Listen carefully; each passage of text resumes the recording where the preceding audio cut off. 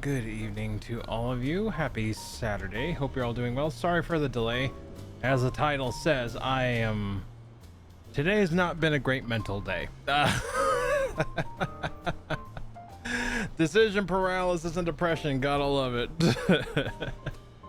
But I hope you're doing well. I figured I might as well put something up, so like I might as well yap with you.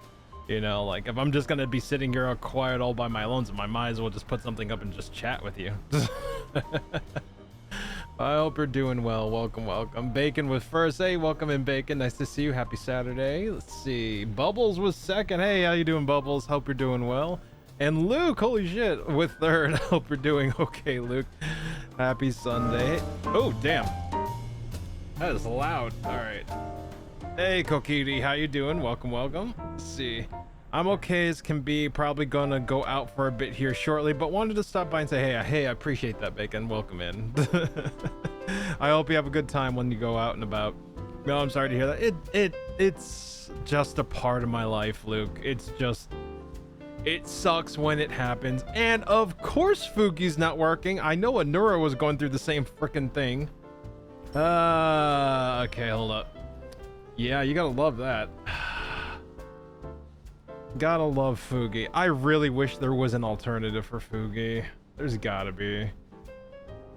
I think I could do it with VTube Studio, but that is not the first time where I've needed Fugi to either let me know something was not gonna be right and just never happened. Let me see. Nope, still not good.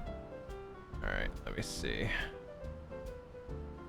Let me go to the Fugi site and see if I can actually fix that. It's probably something up with their, what's it called? They probably did some sort of major update. Let's see. Log in, blah, blah. Yeah, let's see. Should be it. Set active. Let's see, set active. And then how do I get the URL? Let's see. Let me just double check here. Is that it? Save. All right. Let me check up with chat here. Let's see. I'll just be out stumping around. No worries. Yeah. Let's see. Doing good. Spent some time mindlessly building stuff in No Man's Sky. Yeah, I saw that on the Discord, Kokiri. I actually really like your recent build. It looks really good. Let's see. Let's see. There's usually like a URL that this thing will give you. And it's now saying, let's see here. Open this one, sources pages. Click the clipboard icon next to any. Okay, so let me go to my sources. Is there a copy? Okay. Let me see. Alright, so if I do this, it's gonna yell at me.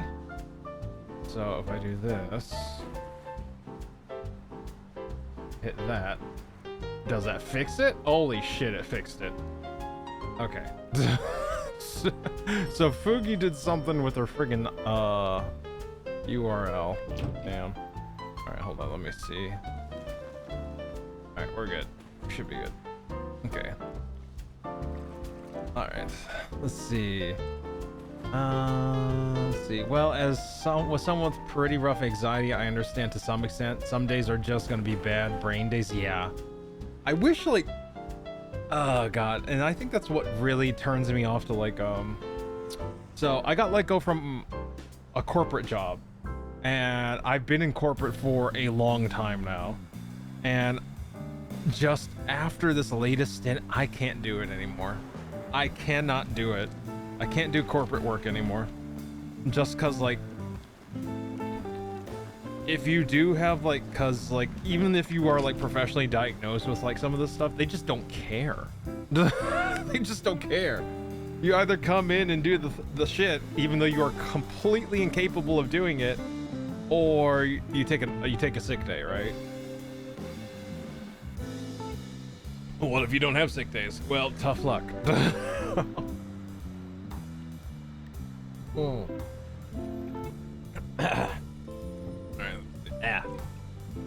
Yeah, like I'm trying to avoid going back to corporate work in my job search. I just can't stand it. I can't stand it anymore. See, Kokiri is quite the builder. That is something I fail at in games. Yeah, I actually really enjoy looking at Kokiri's builds. Sounds about right. What you're talking about is a big reason why I've been dragging my feet for so long. Yeah, like I have been searching in earnest. Like even like I've even like applied to other corporate jobs, but like it's just the market sucks right now. Now, I will say this, almost every resume I've sent out or application I've sent in, I've got a response saying, hey, you're really skilled, but we're not gonna go with you because you're really skilled. Well, not that second part, but like they send that letter back. It's like, hey, we're not going forward with you, but you know, please look again on our, you know, our career page and apply to another job, that type of thing. So, but like, I feel like, I don't know.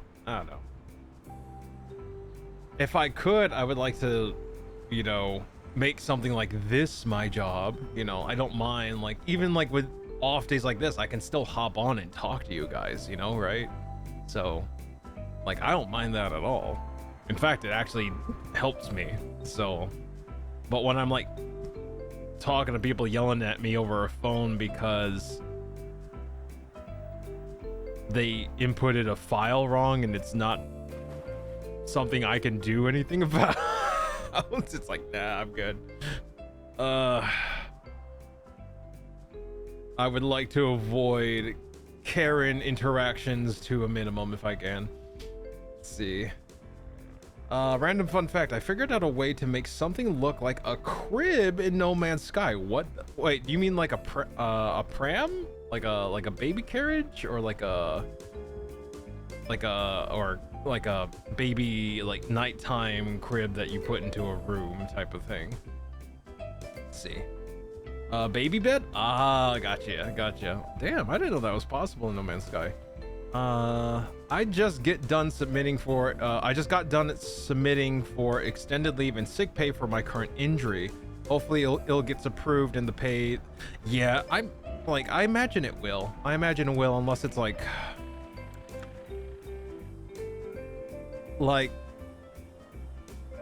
my father did not work in the same industry as you, Bacon, but it was similar. And as long as he was as long as he was able to like provide like, hey, the doc says I need to, you know, time to heal, like they usually approve that. But that said, HMOs are usually not great with that. I hate HMOs with a passion. Let's see. Really skilled teams, they gotta pay you more.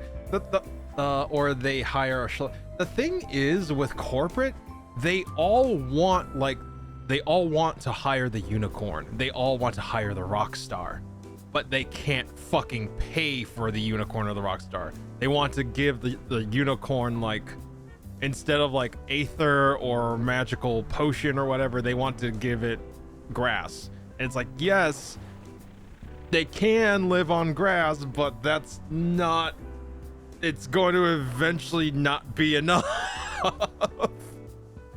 Like they want the rockstar but they don't want to hand out the rockstar pay. Like, it's ridiculous. And I think that's true with most jobs. I don't think it's just corporate. I'm just speaking from a corporate point of view because that's where I've come from. So like, yeah, like, you know, I'm pretty sure that's unanimous across the board, especially with the US job market. But like, at least for when it comes to like corporate held jobs, I'm pretty sure it's the same. It's that same damn thing. Let's see.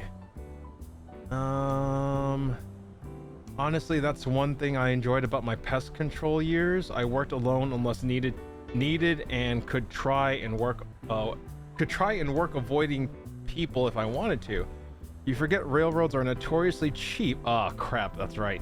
And like to fight everything. Also, they don't do work completely because they handle everything in-house. Ah, got it, Bacon. Shit. Well, I'm hoping they approve you then.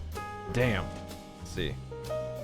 2 large scaffoldings, sometimes covered bricks, or H-beam stacked between them. Posters to look like blanket and cement bag for pillow. I like that. That's really smart, Kokiri. Yeah, so many people underpaid and overqualified. Yeah, it's like... Well, the thing is, like, yeah, like... Even if you, like, apply for a retail job, if you give them your honest, like, career history, they're just like, we're not gonna hire you because you're going to leave. It's because, like, you're so overqualified. It's like, yeah, you could do the job, but it's like... And I think that's the problem with a lot of jobs, is that they're looking for someone to be like a... Why not offer a career, you know? Like, there are so many people looking for a career, but the job they have is not necessarily something you can build a career out of. I think that's a very big issue. And the ones that you can build a career out of, they usually don't keep you around long enough. It's like a temp job, or it's just so saturated, it's like, good luck getting in. I mean, that was the case with me and getting into like audio engineering. I still do it. I still do my own stuff. I still have people who come to me for, you know, consultation or some mixing here and there, but, you know, I don't have, like, it's not like as if I were working for like a major studio, you know, like if I was working for like Warner Brothers or like a major or well-known recording studio, you know, or hell, or even like a media station, like a TV station or anything like that. It's just like, it's like those people who have those jobs are going to stay in those jobs because it's really hard to get those jobs. See, that's why my boss likes me. Out of the 6 of us, where each person has their specialty, I'm only paid more than 2 of them, but can do every position as good as... Damn, yeah. Make yourself valuable. Like, hell yeah. Bubbles. Like, you get paid more because you could do any one of those people's jobs if you had to. Absolutely had to. And you could do it with a high quality as well. Let's see. It doesn't help that companies are using AI to look at applications. Dude, like, one of the fucking creators of AI, like, you know, like one of the founders of AI, was already like saying, it's like, there's a few YouTube videos of him saying this. He's like, by 2030, we're going to see a level of unemployment that is unprecedented because everyone's replacing everything with AI. It's like, you're going to have like 90%. He estimates around 90% of the population is going to be unemployed. And it's just like, what do you do? Because you've literally replaced everyone with a computer program and then had nothing for those people to do other than like focus on their own passions. But the problem is, like, there's no income. So it's just like, unless they can manage to do that very quickly, which is unlikely for the majority of people, it's gonna be rough. So it's like, yeah, I don't know. It's gonna be crazy. Wait, I just realized I guess? Do you guys prefer if, like, when I'm not talking, it's slightly, you know, dimmed? Or do you want it to be the same lighting as the active one? Because, like, this is just, like, I don't care either way, but I'm wondering if chat has a preference. Because I think the new Fugi thing is, switch something up. I don't know. Let's see here. Let's see. Let me catch it. Yeah, I'm a jack of all... You're a jack of all trades, master of none. Yeah, sometimes that's very strong. Like Bacon said, sometimes that's better. In certain fields, that's definitely not a bad thing to be. In my experience, it's really good because I used to be in game dev. not bad for indie studios. I mean, it makes sense in indie studios because, you know, you're a small studio. It helps if everyone knows a little something else. Like, my forte was audio, but I also knew how to animate and do 3D hard modeling. So I could make like cars, trains, like really hard surface things. Organic stuff, I will admit I'm much weaker at. But if it was like stationary stuff like trees, rocks, you know, like stuff like that, like I could do that. That's not an issue. But yeah, like that was what I did. Like, you know, I was a jack of a few trades, but like eventually, depending in the industry you're in, you definitely want to specialize, because it just helps to have someone who's really skilled at a very particular thing to do something, because they probably know how to do that particular thing faster, more efficiently, or have a workflow set up where it just, you know, works, where things can get done very quickly. But like that only really matters if you're scaling up, like if you're getting bigger, like your departments are getting bigger, your projects are getting bigger. That's usually only when that would start to apply. And I don't know why I'm starting to ramble on like this. It's just like my brain hooked onto the subject and I just rode that wave. Fuck. Oh my god. Let's see. All right, you have a good night, Bacon. Have fun, or at least try to be kind to yourself, because with your injury, you know, give yourself some grace. All right, I'll see ya. I'll pop back in later. Still on. All right, righto, Bacon. Let's see. I didn't know you were an audio engineer. Yeah. I studied. Okay, I do not. This, I guess it technically wouldn't dox myself, but yes, I went to school to be an audio engineer. Prior to that, I spent 5 years in a art school, specializing in digital media and digital and interactive media. What they were, you know, essentially, they didn't know what to call it. They're like, oh, we can't just say, hey, you have a bachelor's in video games. So they were just like, okay, it's an art degree where you're dealing with like concept art and video games. Yeah, there we go. So yeah, I went to school for I went to uni for 5 years to study essentially how to make video games. But then halfway through that, I realized that my passion was more in audio than video games. So I went to a state university and continued my studies there until I got my certification. So there we are. Let's see.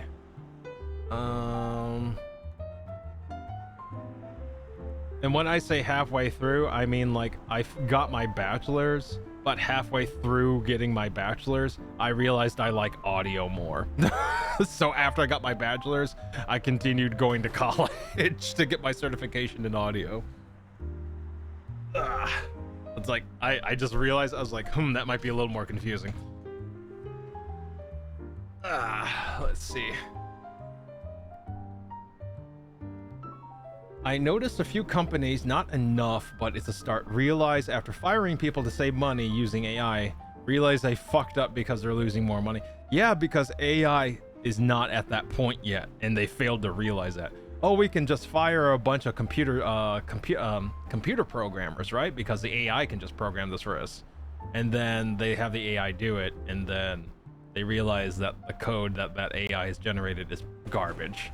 So now they need to hire those people back or hire new people to replace the people they fired to essentially code review and unfuck the code the AI generated, or just start from scratch with brand new code.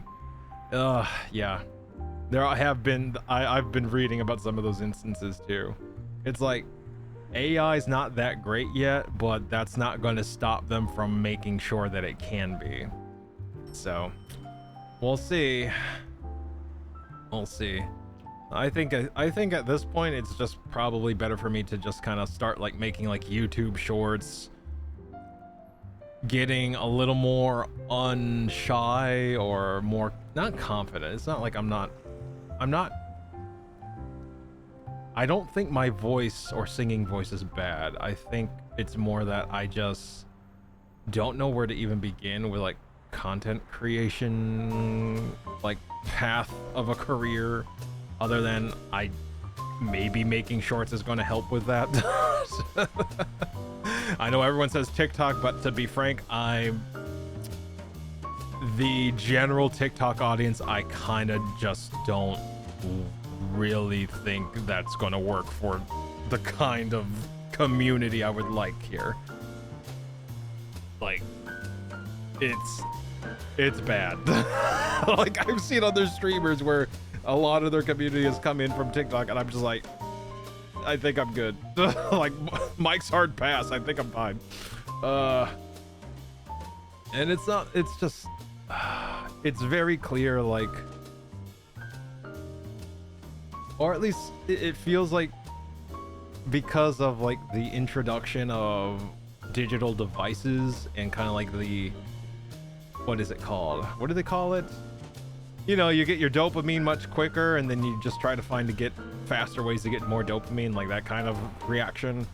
Like, it really feels like building, like I want to build a sense of community, and I feel like a lot of people that would come in from TikTok probably wouldn't, those wouldn't align, because they're more so here for kind of like the dopamine rush rather than actually being part of something where we can all kind of just hang out and be cool with one another. I don't know. I'm probably ranting at this point. I know I sound like a fucking old man, but I don't know. My experience with TikTok has not been great. So like, and it's just like from what I've observed from like other streamers and VTubers, more parasocial behavior, more since they notice me behavior, just like I don't know if I can deal with that on the daily, I guess, so to speak. Let me see. Only thing I could do in game dev is probably help manage time and people to be a good talker. That would be useful. You would essentially be a project manager at that point, Bacon. Like, as long as you had like a track record of just like managing people and like, you know, giving details about projects you've delivered, I'd say you probably get the job, especially at like a indie studio, especially if it's a startup. I think you'd be fine. Yeah, sounds like it's just a project manager position. Let's see, I find that when I specialize in something, I start hating the repetition. You know what? That's legit. That's legit. I completely understand that. Like, there was a time where I was making fucking trees so I made a few trees for Guild Wars 2, and that shit was boring. That was the point where I realized maybe 3D environmental artist is not the thing I want to pursue. Being a 3D environmental artist was not the thing I wanted to pursue. Cars and hard surface things were a nice change of pace, but you can only make so many steel doors, you can only make so many tires, you can only make so many like, there's some people who fucking love that shit, and I totally get it. I understand. Like, I think the only way I would have been able to like get into hard surface modeling more is if you gave me fucking Gundams, you gave me mechas, because a mecha could, like, there's so many different fucking configurations of a mecha. Like, and I would have to try to figure out how to do that. Like, I could have something like Tall-Geese from Gundam Wing all the way up to Jehuti from Zone of the Enders, and like, those are two completely different styles, and everything in between. It's just like, God, that would be really fun. Let's see. Not gonna lie, I love to be one of the set world fillers in games to make the game feel more lived in. So that would be, let's see, that would be, if you're talking about like, I don't think there's anyone specific that does that, but I do know that an environmental artist or environmental design would probably be in that realm. like you would still need to have, there would still be certain things expected of you, like being able to draw concept of environments or storyboard. Environmental storyboarding is another thing that would work as well.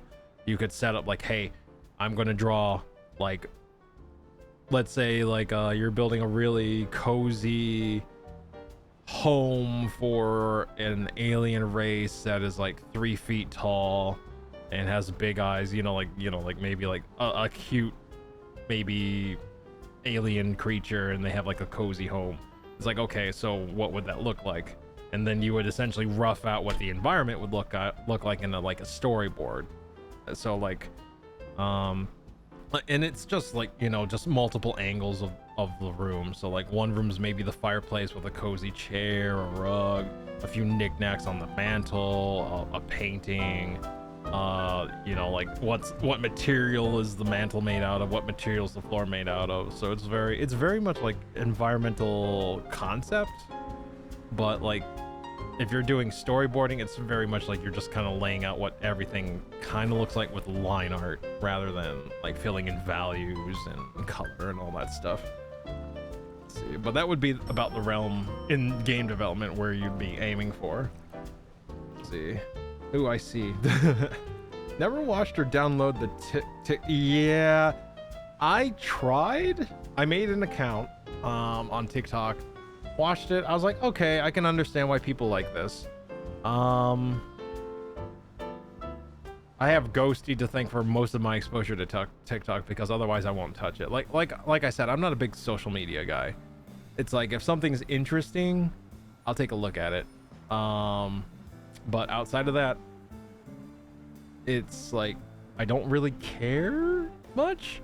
Like there are some people I'll follow to see, oh, what are you up to? Like other VTubers, certain voice actors that I enjoy.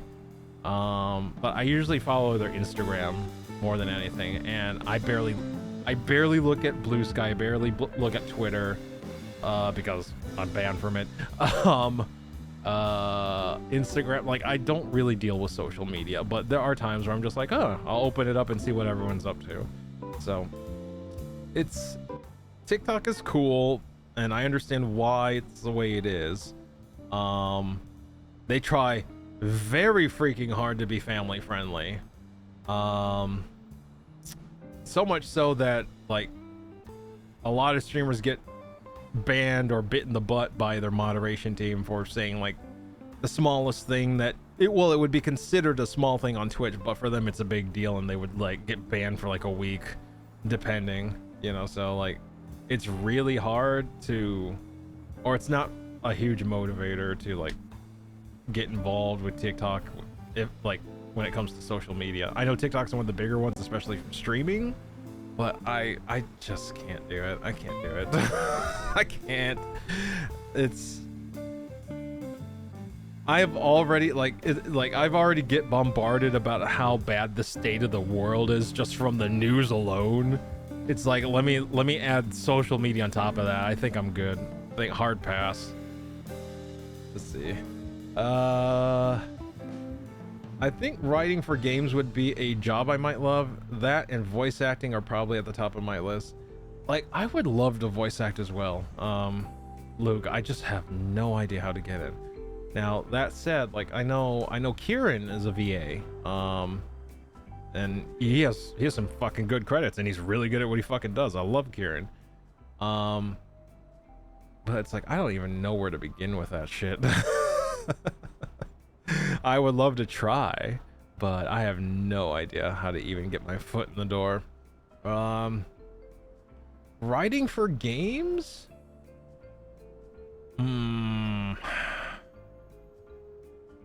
I think it really comes down to like, you need to be able to you churn out short stories, churn out, like if you got a novel in the process, like have like an account where people can read this stuff, show basically, like when it comes to like the creative side of game development, what they used to tell me is like they want to know if you can play piano, and the way they say it is like, if I have someone who went to college to play piano and someone who self-taught themselves to play piano, but the one who self-taught themselves to play piano is way better at it because it sounds like they have a fucking soul.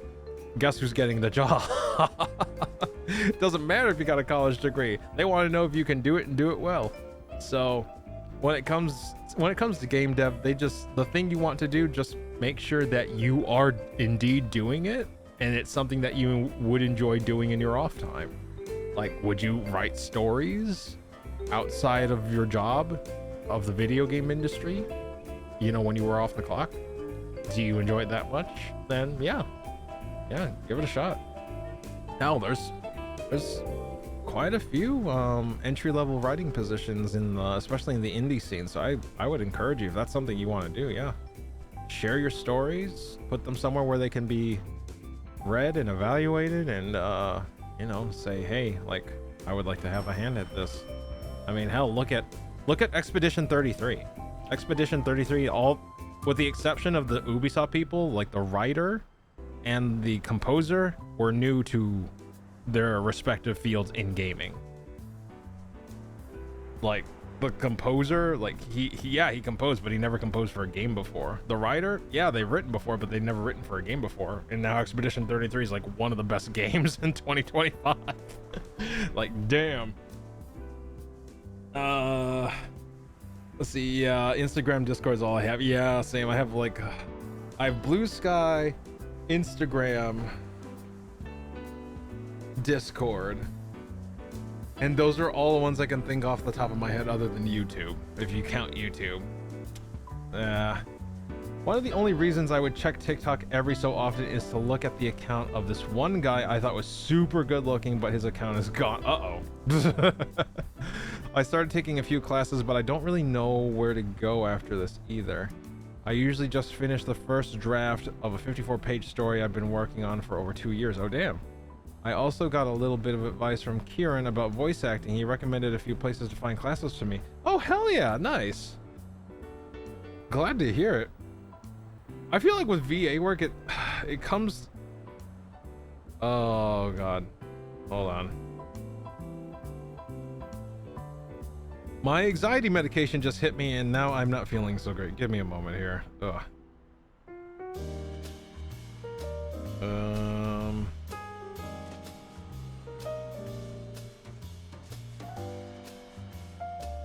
Maybe I should get more food in me. You know what? Yeah, I think that's what I'm gonna do. Maybe I order some food. I had some food before stream, but apparently it wasn't enough. Let's see.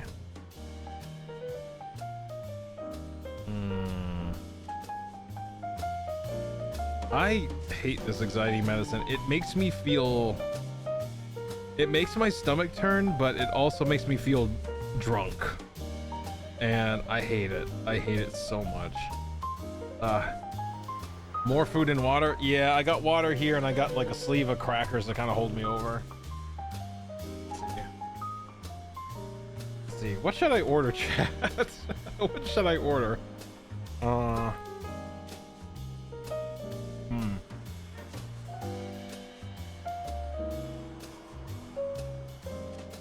Let me see here.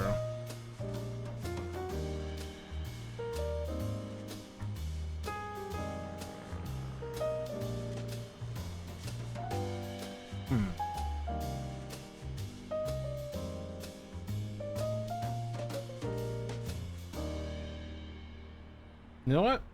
Pasta sounds okay. Is there any decent pasta places nearby?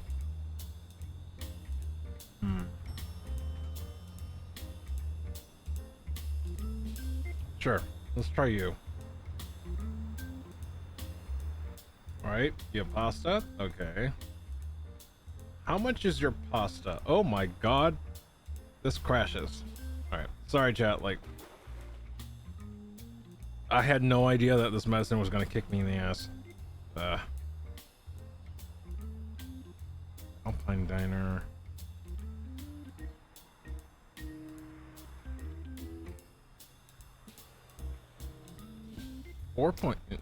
Wow, what was that? Hold on, let me see.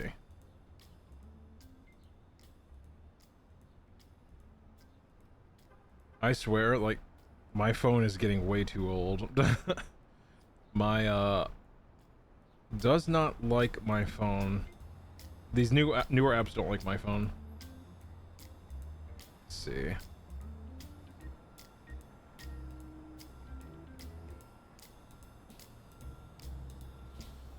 Yeah, sure.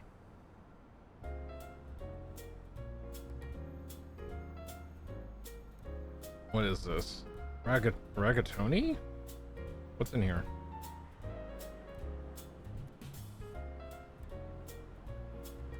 Apparently it's really good. Oh my god, that's a $31 plate. God. Well, we're having sleep for dinner. All right. Just gonna a nice slice of bed for dinner.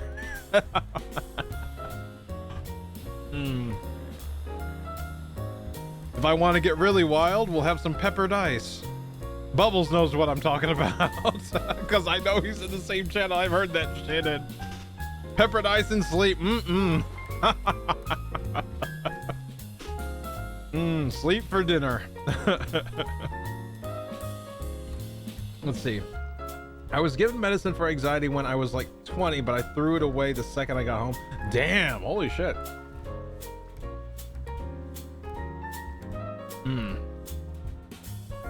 Nice slice of bed.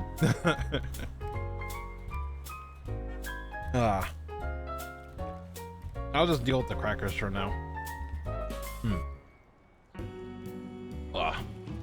Has anyone seen the new, like, Snake Eater? Like the, was it Metal Gear Solid Delta?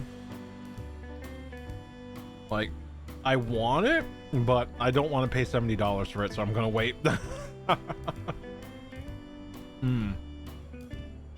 Like, I really miss playing Metal Gear. Like, I really enjoy the Metal Gear games.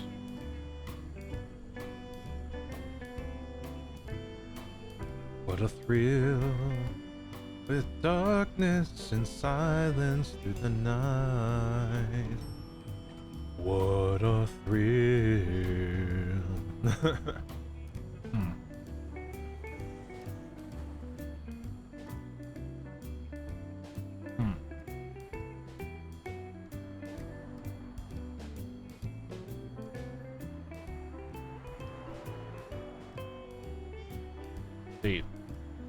Same, but I refuse to pay the prices of games nowadays. Wait, yeah, same. I'd much rather spend money on indie games that are reasonably priced and actually really fun than fork over, like, let's see, 2, 4, 6, like 4 hour, like something one of my old managers taught me when I was first, like, working. He's like, take your hourly rate at whatever job you are, no matter what, take your hourly rate. Then, for whatever you want to buy, like a $70 game, count how many hours of work that is. So that would have been, like, at the time, that would be like, what, I was making, what, like 15 an hour. So, like, yeah, it was just like, is the amount of hours of work worth buying that thing to you? And the reason he told me this is because we had a Starbucks next door, and that was kind of like our we need to stay awake place. So we would go over there, and it's like I would get like a venti mocha, whatever, like white mocha something or other, and I was making like minimum wage, and I was just like, that's not worth it. like, the amount to get the fucking white mocha whatever was like 2 hours of work. Like, at the time, because fucking minimum wage where I lived was doo-doo garbage. Oh my god.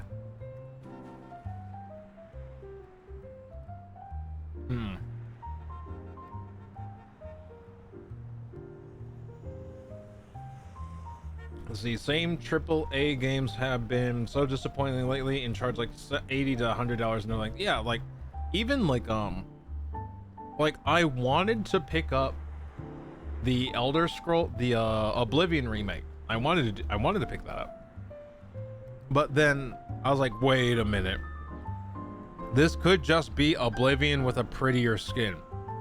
So I watch a bunch of streamers play it, and that's exactly what it is. None of the bugs are fixed. None of like you can't use mods, or at least the use of mods is so limited that you can't use like the older mods that were built to fix those problems, to fix the ones in the remake. And it's just like, oh my god. So you basically just put a prettier skin on it, but it was the same fucking garbage code that we have to deal with. Great. Crap. Let's see. Only game I bought this year was Kingdom Come for full price, but I knew yeah, like I pre-ordered Kingdom Come, and like I have no regrets. I love that game. The only reason I stopped is because there was a patch release that prevented progressing the main story, and then when they patched that, it prevented progressing the main story in a different way.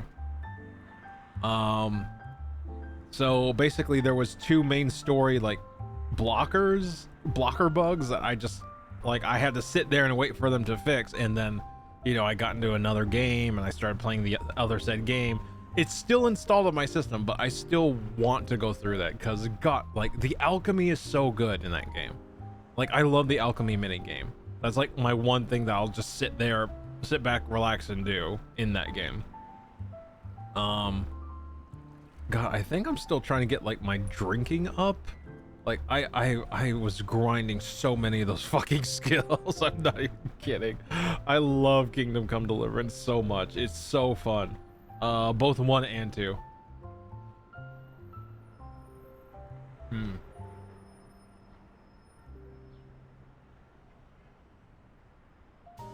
Honestly, the only games I'm likely to pick up anytime soon depends on if I find the dang screwdriver.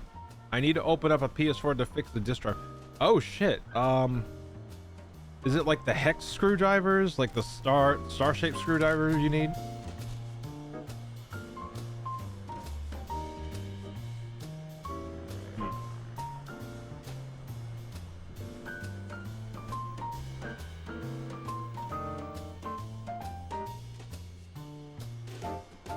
Let me see here.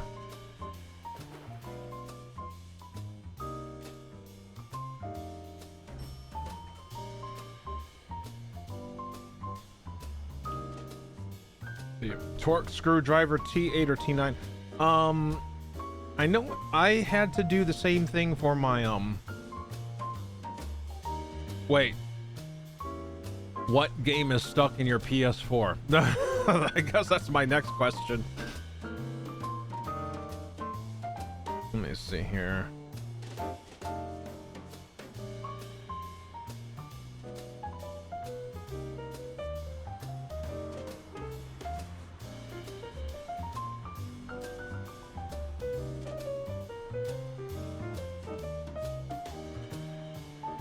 Oh my god. Yeah, I might have to take a quick trip to the kitchen and see what I could scrounge up, because it feels like I am floating right now. Oh boy. Let's see. Torque screw T8T9. There is an entire torque set on Amazon that I bought for like $8, and it goes from like 0 to like God knows how far. I forgot the name. I hope eating something helps you feel better. Yeah, like it's not like it's a bad feeling, it's just more like, how do you say, like the only thing I can really akin it to is like, or relate it to is like when you get really like tipsy after a few drinks and you kind of feel like you're floating. Like that's what it feels like right now. And the thing is like, but the thing is like, I still have control of my balance. I still can think clearly. I can still like, it just feels that kind of like weird floaty cloudiness though. Like, and I know that's weird because it's like I can still think and coherently talk to you instead of, and you know, I'm not slurring or anything like that. I don't know if I actually slur while drunk. I've never had anyone tell me that, but Yeah, it's like, it's the buzz without any of the other effects, I guess is the best way to put it. Let's see. A friend of mine moved into an apartment and found an abandoned PS4 after a year. No one came for it, so she gave it to me. There's a disc in it, but I don't know what it is. If I can get the disc drive fixed and buy another parts to for the console, I'm gonna get the Star Wars games, the Final Fantasy remake at very least. Have you tried the manual override for the disc drive, or does the disc drive just not work at all? Like, it doesn't even respond when you hit the eject. Like, does it make a noise when you hit eject, or nothing happens at all? Because I know PlayStation consoles usually have a button combination which will do essentially like a quote emergency eject end quote from the drive, and basically what it does is that it tries very hard to spin the disc out without damaging it. But I don't have a PS4, so I don't know what that button combination would be. I know that was a thing for PS3 and PS2, but 4 I have no idea. Let's see. I actually don't know what that feeling. I've never been drunk myself. I will say though, my own anxiety meds have made me throw. Oh boy. Okay. Yeah, I heard about that. Like, that was actually one of the heads up that my therapist was like, hey, or no, it was my psychologist, and they were like, we're gonna give you these meds. These are the symptoms, or the side effects, not symptoms, but the side effects. And if you're feeling this, let me know, and we'll either change the dosage or give you a different med. And I was just like, okay, this sounds pretty awful, but like, I'll let you know if it happens. Let's see.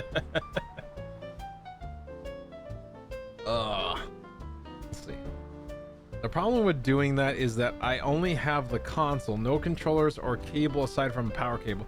You don't need the controllers for the emergency eject. You don't need controllers or HDMI or anything like that typically.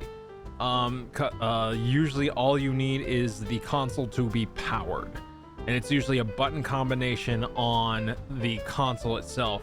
I know the PS4 has some sort of touch sensitive thing, so probably it'll ask you, like, if you look for an online manual or maybe a forum, there should be some sort of place on the console itself you can touch or touch and hold, either in one or two positions, like with one or two fingers, and it should trigger the manual override. Usually. I used to repair PlayStations and Xboxes, so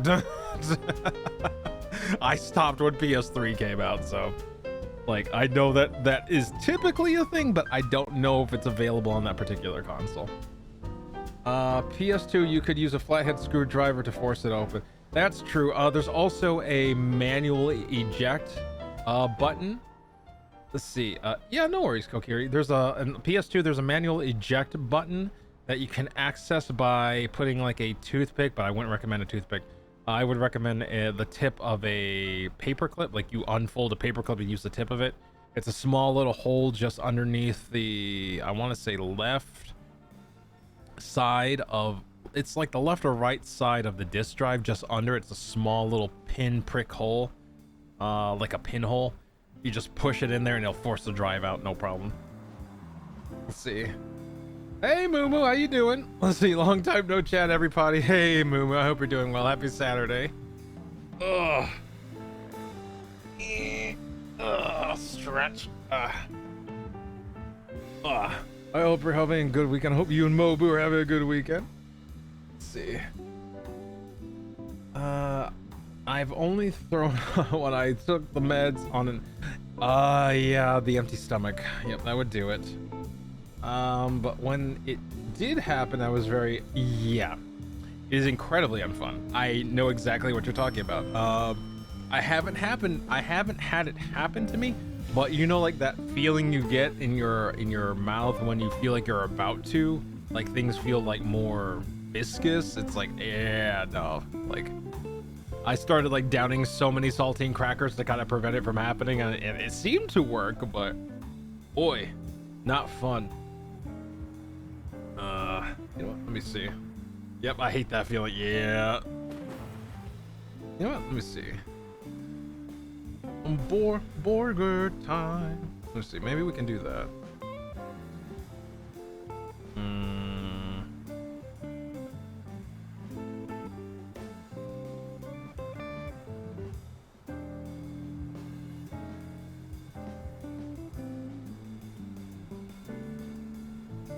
Just checking here.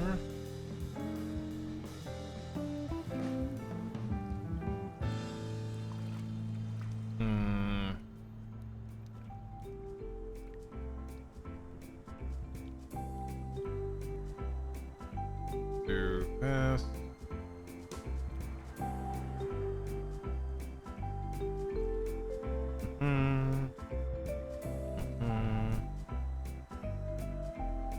Nah.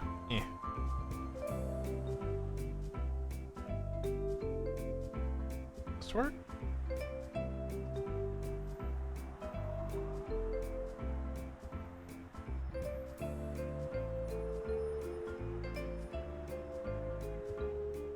I mean, that's better.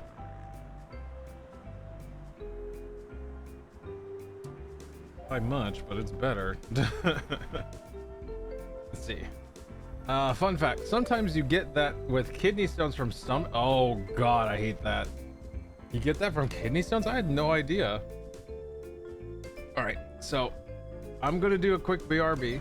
I'm just going to go to the kitchen and see what I could scrounge up very quickly. So we'll do a quick ad break here just to stop pre-rolls from happening.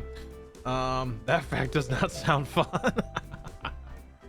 All right, so I'm just gonna grab a quick snack and BRB.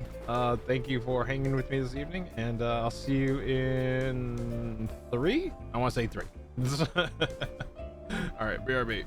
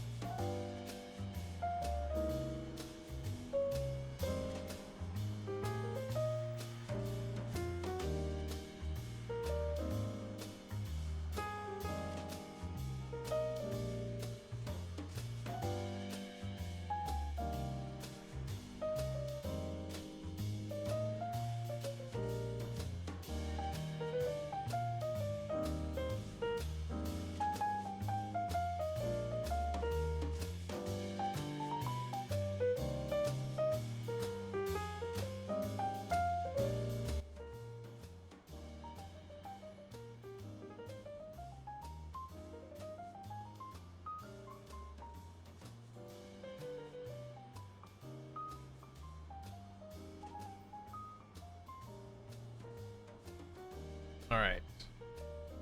Thank you for your patience. There we go. Let's see. Trying to chill and chat with Lasty and company. My cat. Mother, I demand your finger so that I may nibble upon them. Kitty! And then you proceed to let Kitty nibble. Yes, she has my left hand at the moment. God damn it. Welcome back. Thank you, Luke.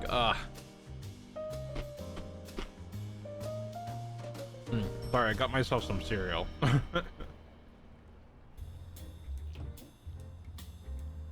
Hoping it will help ease everything.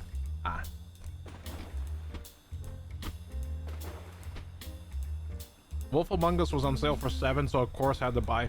Good. Great investment.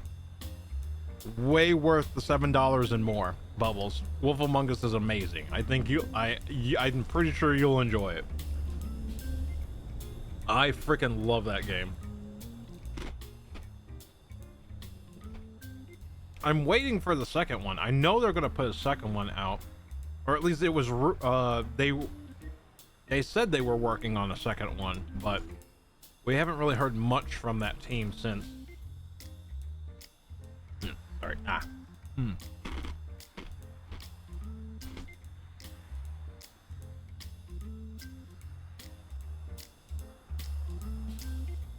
Mining cryptocurrency.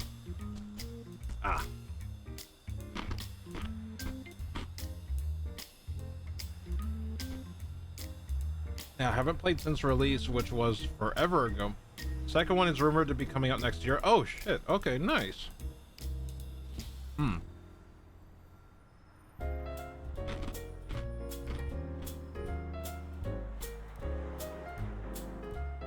Where are we going? Oh. Ducky, no!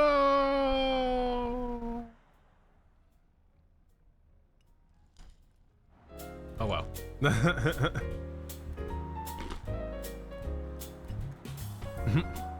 Seek fluid intake.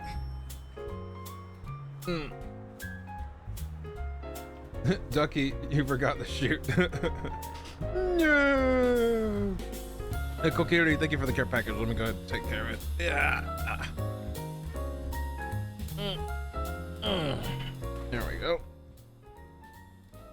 Quick stretch. And posture. All right. And water. Hold on.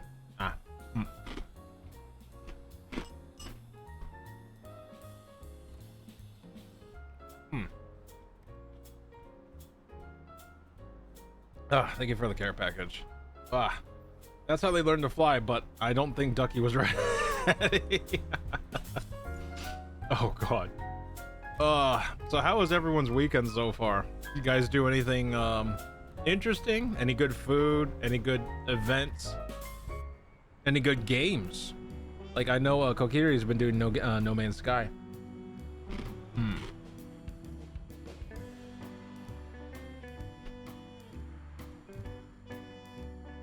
Actually, there's this one zombie game that came out that I'm really interested in playing, but I think it's a co-op game. It's like a $7 game. It just came out like a few weeks ago. It's kind of like pixel based.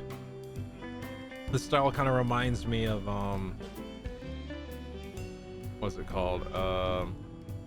Dang it, I forgot the name. Let's see. My mom made banana bread. Oh hell yeah, nice. God, I love me some banana bread. Oh yeah, before I forget, the last build I posted about in No Man's Sky is on a planet that has collectibles you can snag for your bases. Collectibles? What do collectibles do? Also, if you count last night as the weekend, I got a lot done in blueprints. Oh hell yeah, Luke, nice.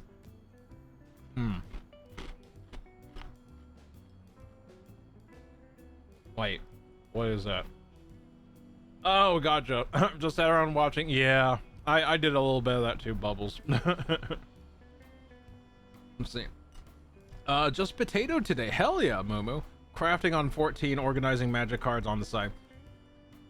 That was me this morning. I'm trying to get my crafting gear upgraded, Mumu. The pre-crafts suck. That's all I'm gonna say. The pre-crafts fucking suck, boo boo. Hmm.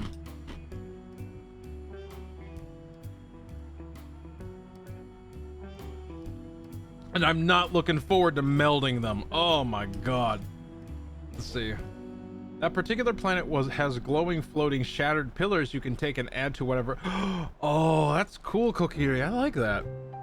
Let's see. I went through my own crafting gear ordeal the other day. What happened, Luke? What the hell happened? Hmm.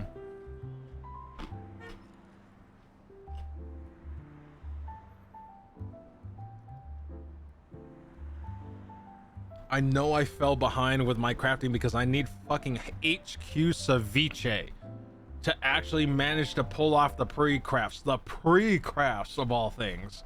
Oh my god. I hate it. Hmm.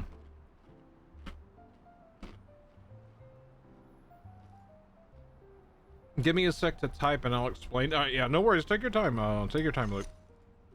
Nom nom nom nom nom. You know what?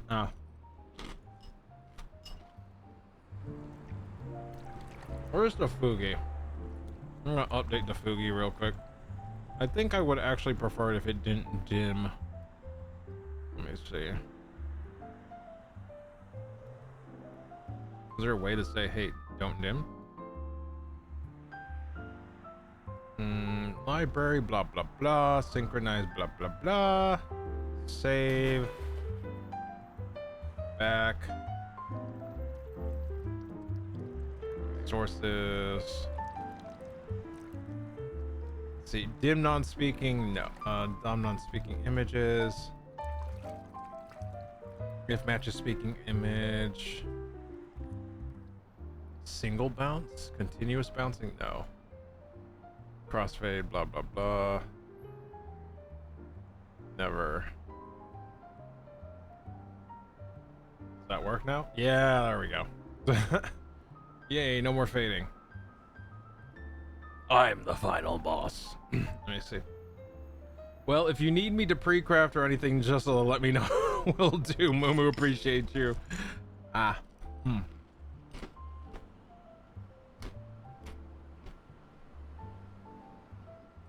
You know what? Cereal's actually really helping. I still kind of feel that weird feeling, but it's not as bad. Let's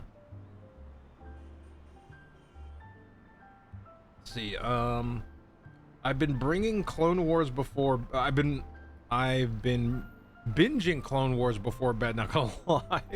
Show is definitely worth ordering. Also, the droids are sassy. Like, yes, they are. I love, like, when it was on Cartoon Network. I used to, if I could catch it, I would watch it. It was always entertaining to watch.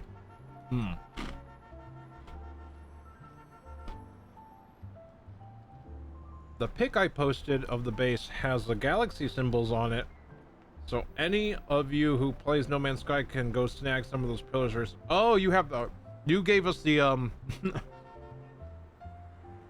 you gave us the Stargate phone number. I appreciate that. Like, if there's a gate, that'd be great. Like, just dial in. All right, let's go. Let's see. Long story short, I bought all the mats to craft the new gear, only to learn my current gear was insufficient to do any. Oh god. All right, Luke. Are you lacking in craftsmanship, or what's the one that controls quality? Yeah, oh my god, no. Yeah. Because food might be able to make up for that, depending on what you're lacking. Both? Oh my god. Oh boy.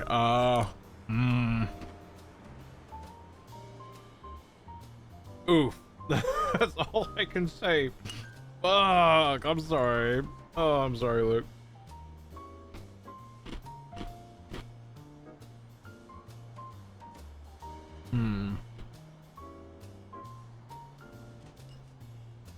What's your current gear? Is it the Evers Keep stuff, or?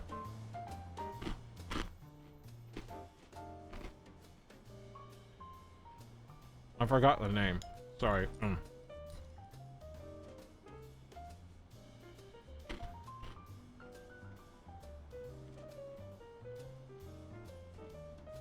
I'm sorry for the spaces of silence. Like, I'm just trying to down the cereal here.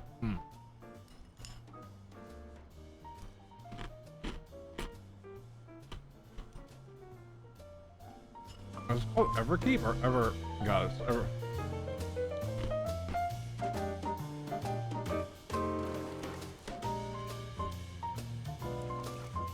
It was the level 100 goldsmith set.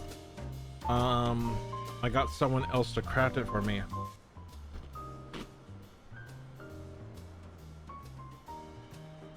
What's the item level? Is it like 620, 670? What's the item level of the gear?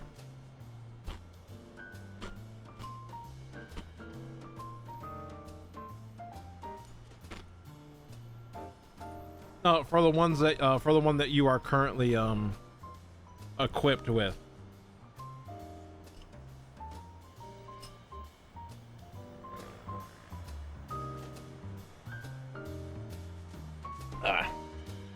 The one that you would be using to craft the new gear.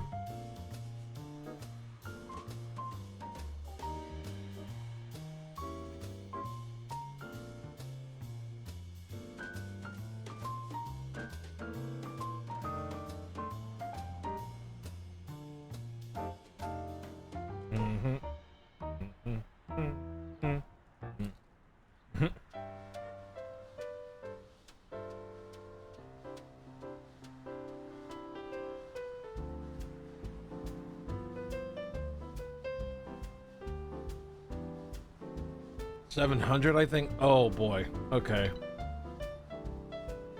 Materia, you might need to meld. Like, I don't know if that gear is melded, but if you can shove a few materia in there, it might get you where you need to go. Maybe. Maybe.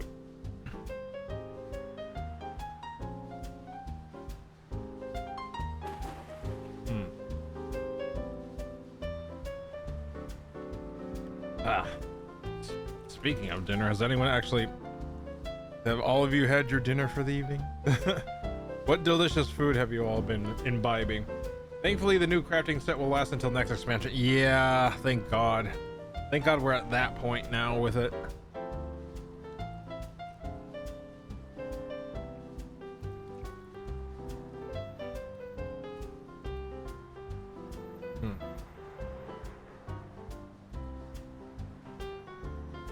I got someone else with better gear to handle it for me, so I'm good now. Oh, thank God. All right, good to hear, Luke. Provided you invest in the melding. But yeah, when it comes to like the gear where I know it's going to carry me until the next expansion, I invest in the melding. Because that means I'm not touching that set for a long time.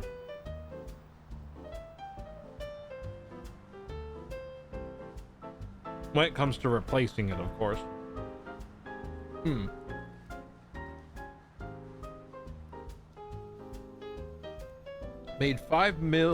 Sunk 5 million in melds and made back 20 million with the moon stuff. Wait, how do you make money with the moon stuff? I've been trying to figure that out. Like, I just got onto the moon and I'm like, I don't understand how you would make money on that. But that said, I'm kind of like new to the moon. I'm guessing like doing like getting the glamour stuff, so like the uniforms and all that.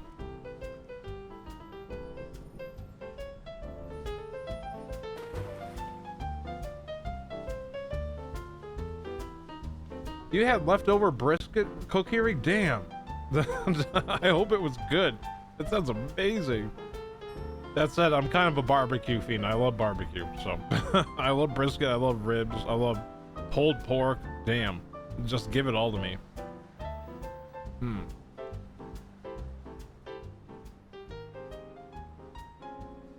Let's see. I bought 2 pounds of it for my birthday, so... Oh, fuck yeah, Kokiri. Enjoy.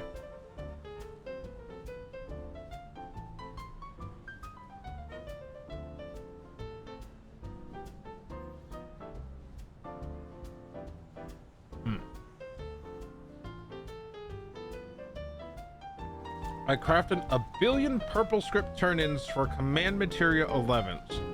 Waited until moon update and sold on 5 or 10. God damn, you came prepared. Well done, Mumu. Well done.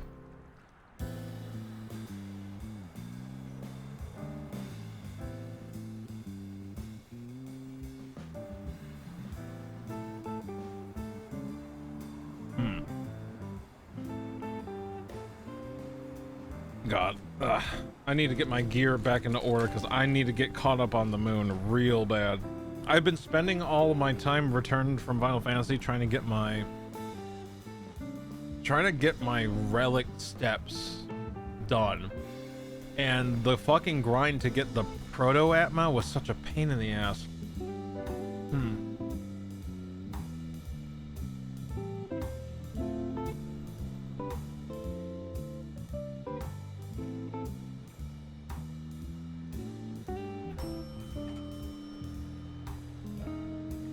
Yep, the materia is used a lot for pentamelds this time around, so I made sure to sell a lot. Damn.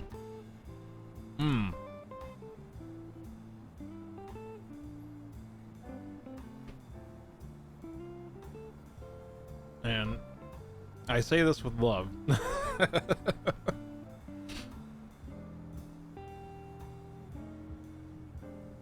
I can already see like me, my character, my Final Fantasy character, and Mumu's Final Fantasy character having money fights with each other.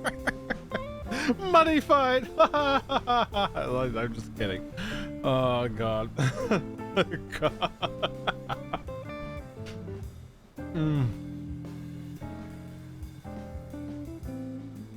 People has pillow fights. We throw whole fucking duffel bags of hard, cold cash at one another in Final Fantasy.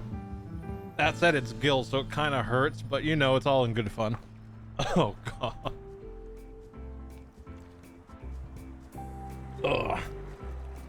God, like, that's kind of like what my objective in Final Fantasy has become, because like, okay, I got the classes I care for up to level. I want to get the relics for those classes up to level. I want to get gear for them. I don't want like extreme stuff, just because I don't want to deal with the toxic bullshit anymore. Unless like the constellations create like a raid group, in which case, yeah, I'll do it. I'll do it then. You know, because that's a way more chill. But like now it's becoming like, how do I start like maxing out my fucking wallet? You know, like it's getting to that point.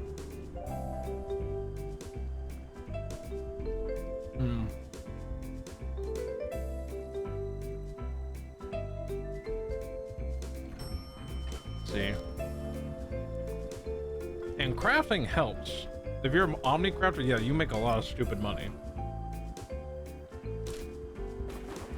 The problem is doing like a market is like doing a an analysis of the market board to know what to sell.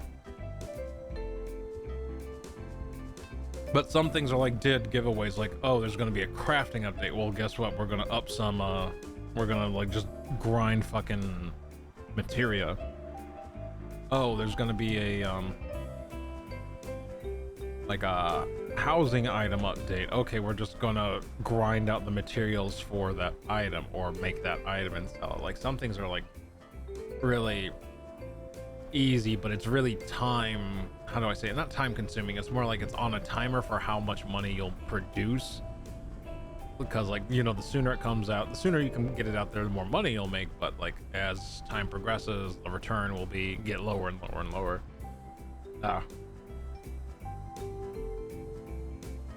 I'm talking about Final Fantasy economics, so I'm sorry. I know it's not exactly the most exciting topic of conversation.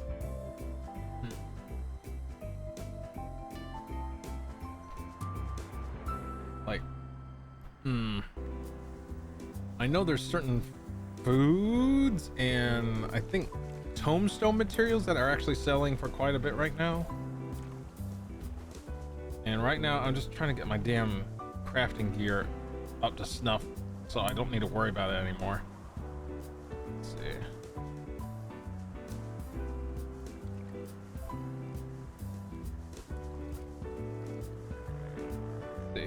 Yeah, I took a month off of the game just to play other games, go on vacay, etc. Then when I came back, it's all comfy grinding on crafters. Yeah. I was gone for months. Like, I don't know, like, there wasn't really anything really motivating to keep me on the game, so I just started playing, like you said, other games. Dune Awakening, what were some of the other games? Like Dune Awakening, Refantasio,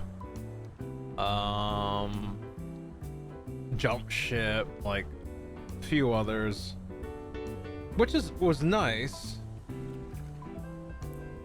but you know, like, I like Final Fantasy, but like this latest, like the latest content, I just haven't been super excited for, sadly.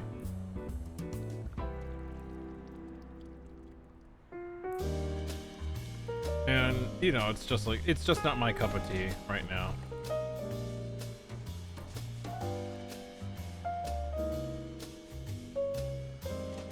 Let's see. All right.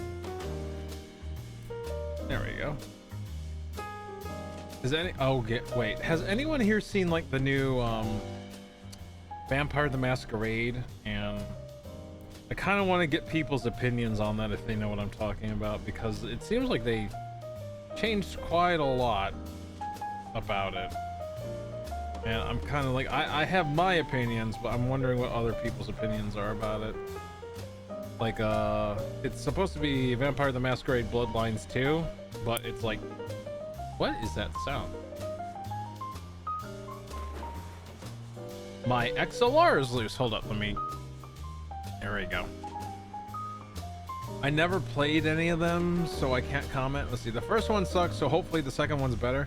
Well, from what I heard, they removed a lot of like the character creation systems. Like, you're playing two set characters.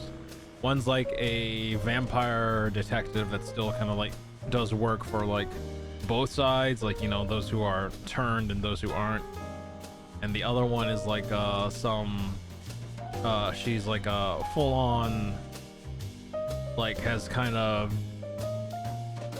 given themselves to like the thirst, and seems like very like aggressive when in that vampire state. So like, but like, you don't get to make your own characters like you did in like the last Bloodlines, from what I've seen. And that seems to have made people very upset.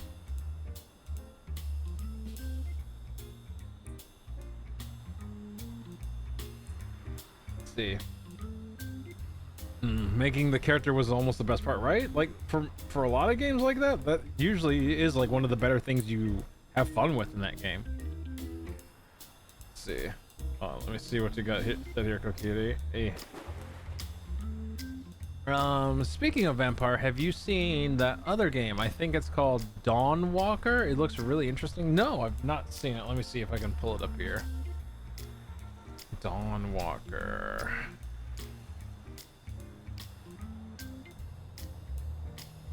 Bum bum bum bum bum bum bum bum bum bum bum bum bum bum. The Blood of Dawnwalker. See, Bandai Namco? Really? Okay. The Blood of Dawnwalker is an open-world dark fantasy action RPG set in 14th century Europe. You play as Cohen, human by day and vampire by night. You fight to save your family in a story shaped by your actions and the secrets you uncover. Let's see. What the world needs, what it fears. 14th century Europe. Bloody conflicts sweep the lands, and the Black Death comes for the survivors. It's a moment of weakness, and that's all they needed. Vampires seize their opportunity to walk out of the shadows and claim what they've been denied for centuries: freedom. And the power that comes with it. Other creatures of the night follow their lead. Legends turn into reality, and history as we know it will never be the same. You play as Cohen, a young man turned into a daywalker, forever treading the line between the world of day and the realm of night. Fight your humanity or embrace the cursed powers to save your family. Whatever your choice, The question stands, is your soul worth the lives of those you love? Interesting.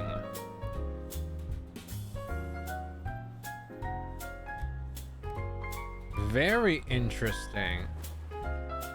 Every action and inaction shapes the world around you. Your family's days are numbered, and every time you take a quest, time moves forward, compelling you closer to the end.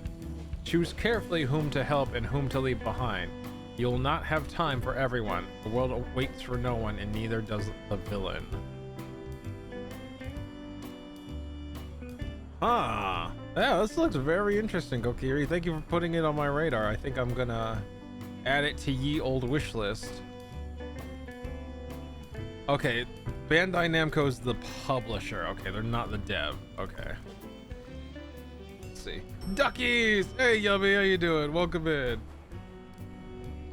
How's your date treating you? Yummy! How you holding up, Yummy? And someone is like burning car tires outside or something. I don't know. It smells like burnt hair. It's like burnt hair mixed with rubber. I don't know what the fuck they're doing outside right now. Let me see. Hold on.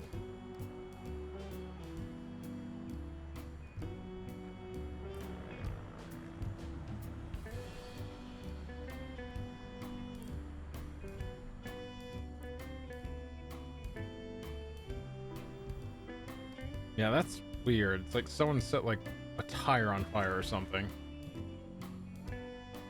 I don't know where it's coming from.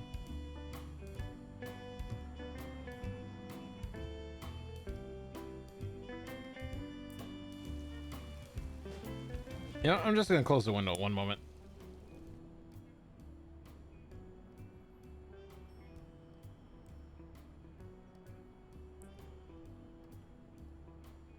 There we go. All right, we should be good. Let's see. Always happy to get a good game on someone's radar. Hell yeah, thank you.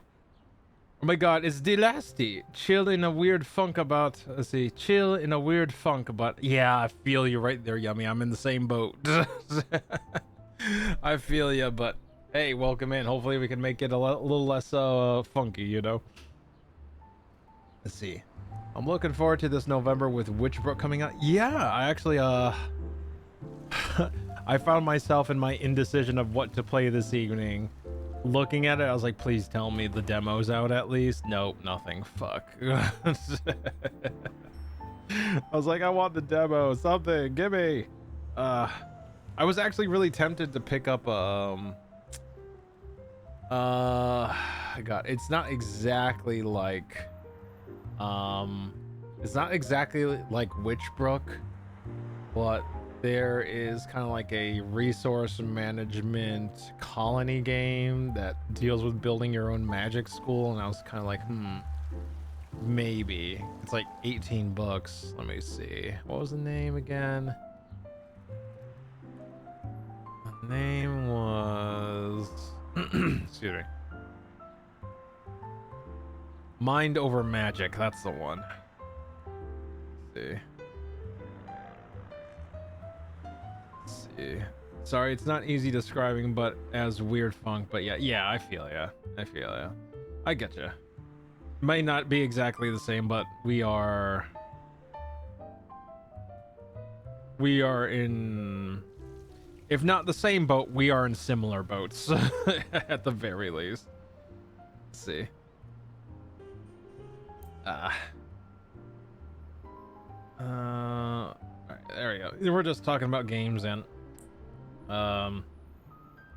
food, actually. Like, recently went to the kitchen just to pick something up, but we were talking about Kokiri's well, no, Kokiri had some brisket left over from birthday food, and Final Fantasy,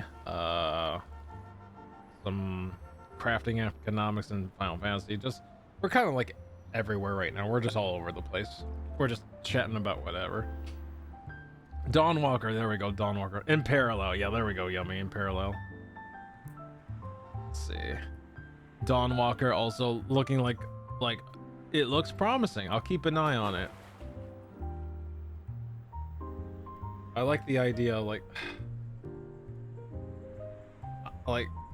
a nice vampire game or a zombie game would be nice. Actually, there was I was talking about that earlier. It's like, there is a recent zombie game came out and I actually picked it up, but it seems more cooperative. Let's see. What was the name?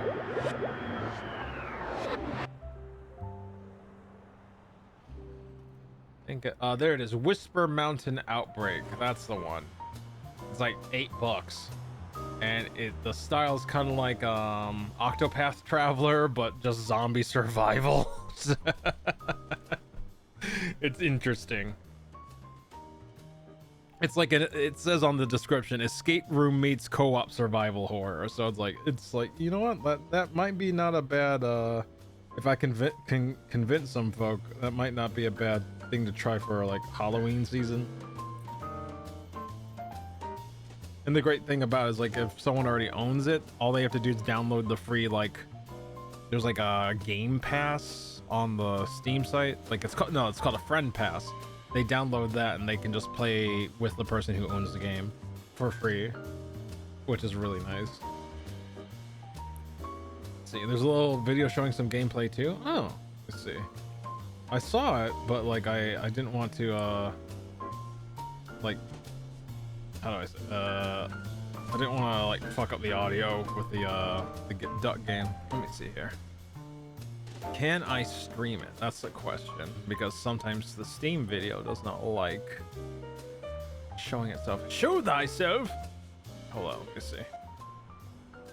So if I do this and then Alt Tab onto that and then do this, and if I mute this, first we pause.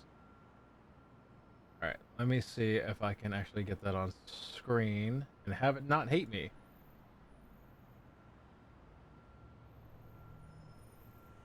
No?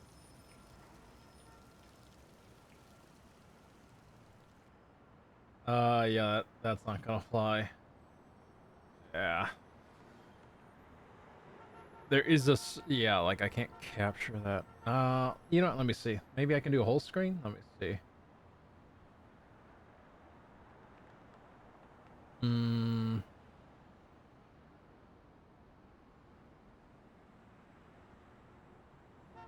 See. Can I add display capture?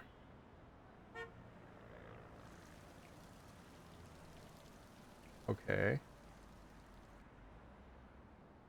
Nope. That's not gonna work. Shit.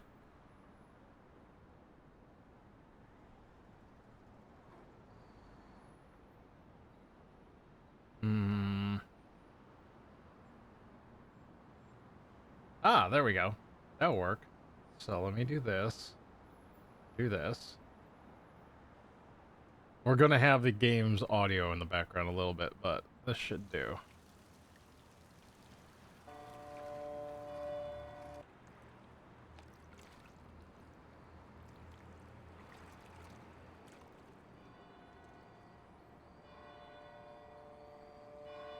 AD 13 Storm the Carpathians.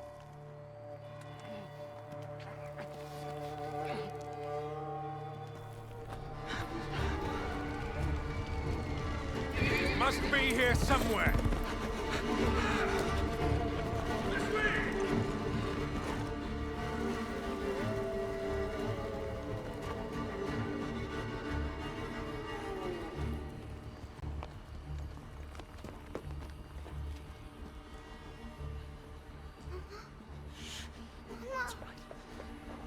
It's all right.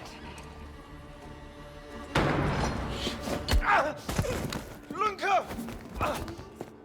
Don't hurt her! You gave us quite the chase, young. Please, sir. She's just a child! Ah, Roderick, remind me, did I make an exception for children? No, sire. No. That would have been foolish, would it not? They spread the plague just as well as adults. And there's only one way to stamp out this sickness. No!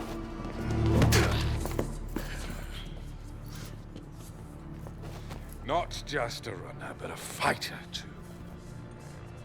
Had we met under a different moon, things might have ended there.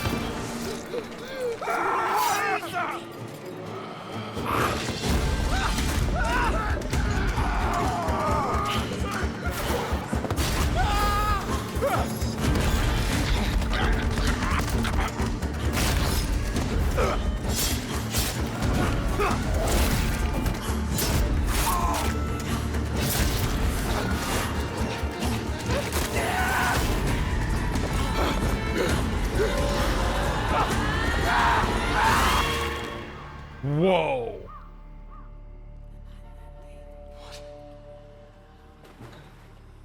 Lunka?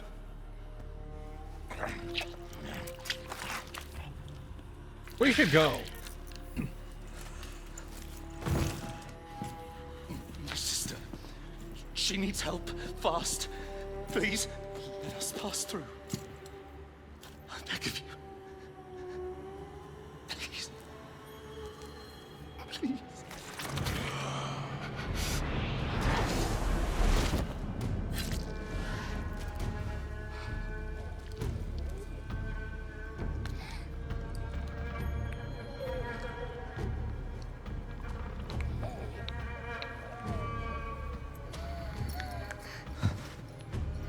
I don't know. How? I am life. I am death. I am everything in between. I have been watching your little valley. Pestilence, famine, killing. Blood spilt carelessly, like water. Things will be different now.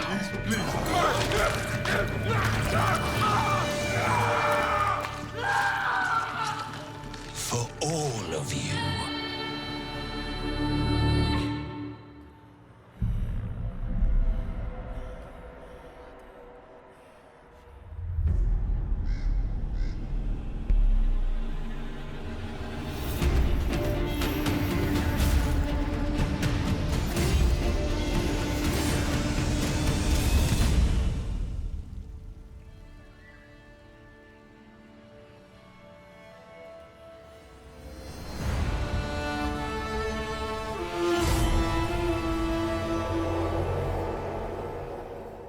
Give. Give to me. Give. Give now. Damn. What the hell? That's so good. There was some gameplay. I like the trailer, but you know what? I'll definitely keep an eye on this one. Oh my god. Yeah, give it to us now. Not opposed to this get up, hell yeah, girl. Welcome in. Let's see. Oh shit, god damn. Like I said, looks like it's gonna be really good. Hell yeah. Let's see. Now, please. Oh god. I know, right? Yep, and on the wish list. Done. Sheesh. God damn. Do not mind that at all. There's an actual video that talks about the gameplay. Oh shit. Let me see. Let's see. Let me see if I can find it. Because if I can find it, let me see. YouTube.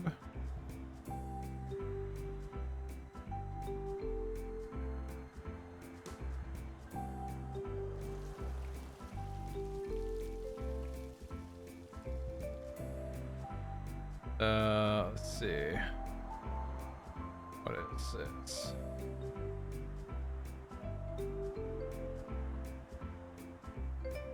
Let's see. That's some good lore at Pat's Belly. That's some good lore. Oh wow, that's a 21-minute video. Okay. Gameplay overview Bandai Namco America. Yeah, I found it. It is a 20-minute video. You know, if chat is up for it, I will totally do it. If not, we can just keep chatting. Yeah, it's long. It's real long. I'll put the link to it, so at least if there's people interested, they can watch it too. That way they can watch it on their own device. There we go. There we go. I'll be done. Honestly, I'm here for the vibe. No, the fair. Yeah, we just chilling out here. Everyone's like really enjoying Silk Song, and you know what? If you're into games like that, cool. Like it looks really entertaining, really interesting. But me and platformers just don't get along, unfortunately. Otherwise, I'd be all over that. It looks really good to watch. Oh wait, this is made by the devs of Witcher 3?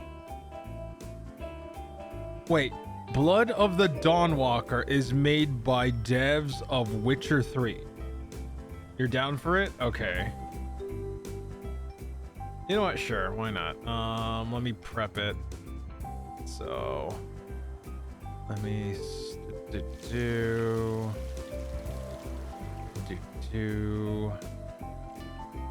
and then boop. All right. Show do.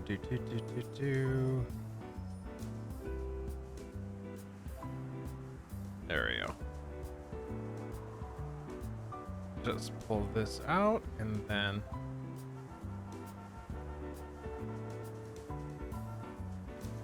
nice. All right, so let me go ahead and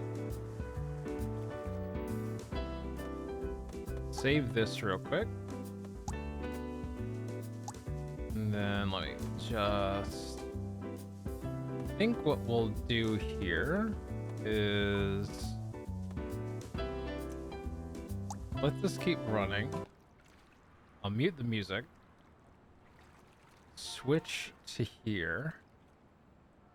And what I'll do is full screen. Switch this out.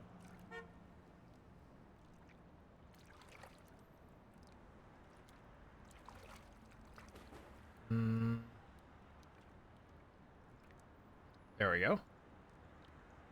Turn this on. Put this up here. And then I'll unlock this.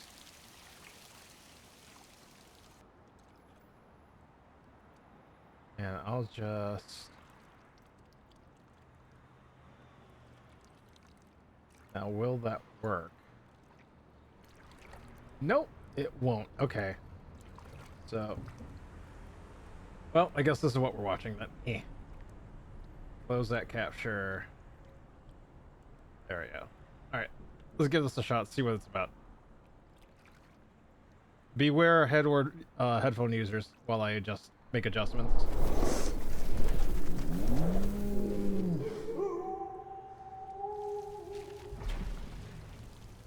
There we go.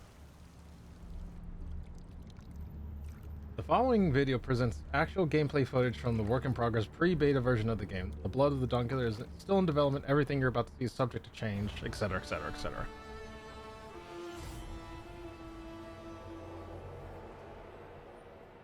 Hello, my name is Daniel Sadowski and I'm the design director at Rebel Wolves. I would like to welcome you to the Blood of Dawnwalker summer gameplay video. Our game is a story-driven, open-world dark fantasy RPG set in medieval Europe. The game is currently in pre-beta stage, and what we are going to show you is just a part of one of the mid-game quests. It's a really cool story involving legendary swords and a haunted almshouse, but today we'll focus on showcasing our gameplay systems. We're starting on the outskirts of Svartro, the game's largest city and the capital of Vale Sangora. From here, we could head anywhere the eye can see, explore ancient ruins or sabotage vampire blood transports.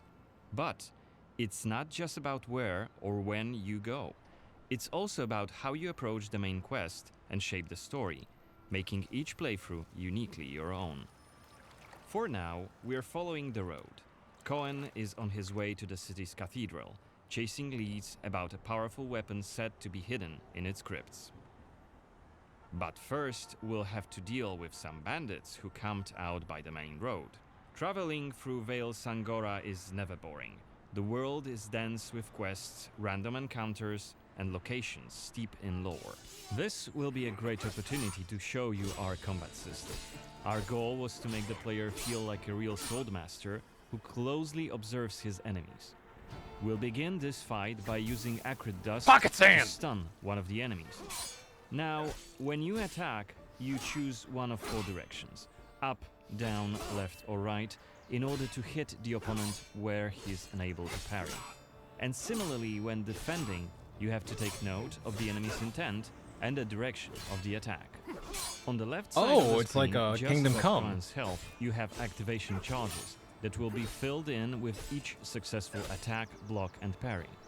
Once they are full, you can use one of the active abilities which allow you to take a more tactical approach to fighting. We started the fight by throwing some acrid dust, and now let's cast Burning Blood. It's a hex which boils the enemy's blood and burns their skin, What the dealing fuck? physical damage over time. Alright, time to finish this fight. Let's use the final activation charge to cast the artery attack, which actually decapitated the last opponent. Our hero quickly dispatched the bandits, so let's loot a few items they've left behind and open the inventory. The artery attack, which means just decapitate First the of whole all, fucking let's head. replenish our health by eating something.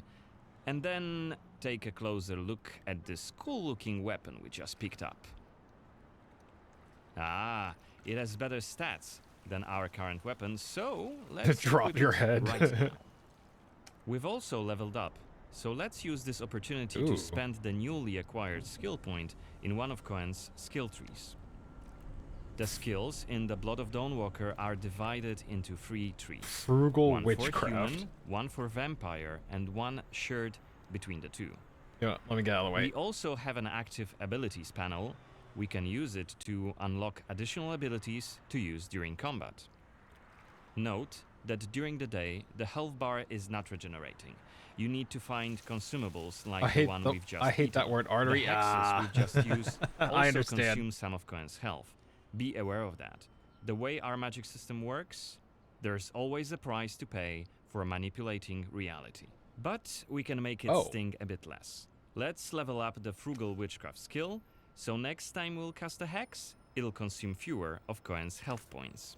Now that we've wrapped up the encounter with the bandits, we can be on our way to get inside the city. Right now, Cohen hasn't done enough to ruffle the Vampire Lord's feathers, so the gods will just wave us through. Gotcha, Luke. But the more damage you cause, the more suspicious and aggressive they'll become. Oh, So when you play the game yourself, you'll have to decide whether you want to challenge the vampires openly, or lay low until you're ready to strike and surprise them. It's even bigger than I remembered. And it's grander than before. They're putting in new stained glass. The Knyaz doesn't deny the old faith. Out of my face. This is the rich district of the city, Silberkreis. There's also Altenmarkt, Neustadt, and the Middens. Each of the boroughs has its own feel and character. Get your stinking ass out of here. I was just passing through, I swear. I got tired and sat down and started begging. Looming high over the city is Brensis's castle, Greifberg. He took it over when he slaughtered the human ruler of the valley, Skender, as shown in the trailer we shared with you earlier in January this year. oh. In order to complete the main quest and save your family, you'll have to storm the castle, alone or with help of friendly NPCs. We could do it right now if we wanted, but it would be super challenging. No more drink for you, my friend. Go home. Oh, let me. I just want to. Oh, let me in. You made a mess, and it's not that kind of inn. Let's check the map. Oh my The god. cathedral is really close. There's plenty of other places to see and things to do here. a couple of inns, a medic, a blacksmith, an armorer, and other merchants. You can see that not only the vampires came out of the shadows. This creature on the right is called an Uriash. Look around, especially at night, and you'll learn humans have lots to fear, not just the vampires.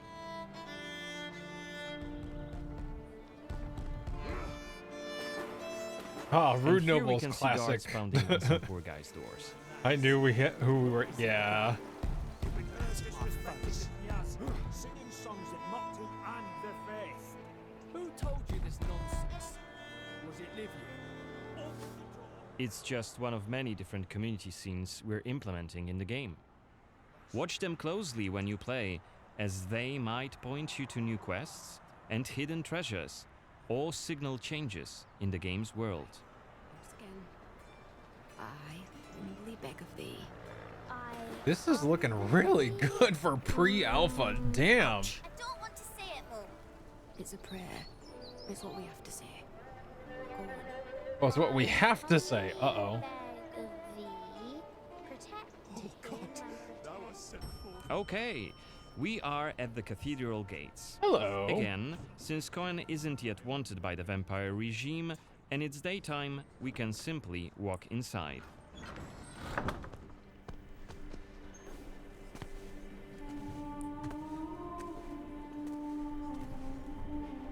So wait, the vampires hang out at the church? The baptism of a newborn is a solemn moment, doubly so. A new life joins our flock, bringing happiness to its parents and to the congregation. Natus ex sanguine est, alitur sanguine, et in sanguine morietur. Ego te baptizo in nomine Dei. Amen.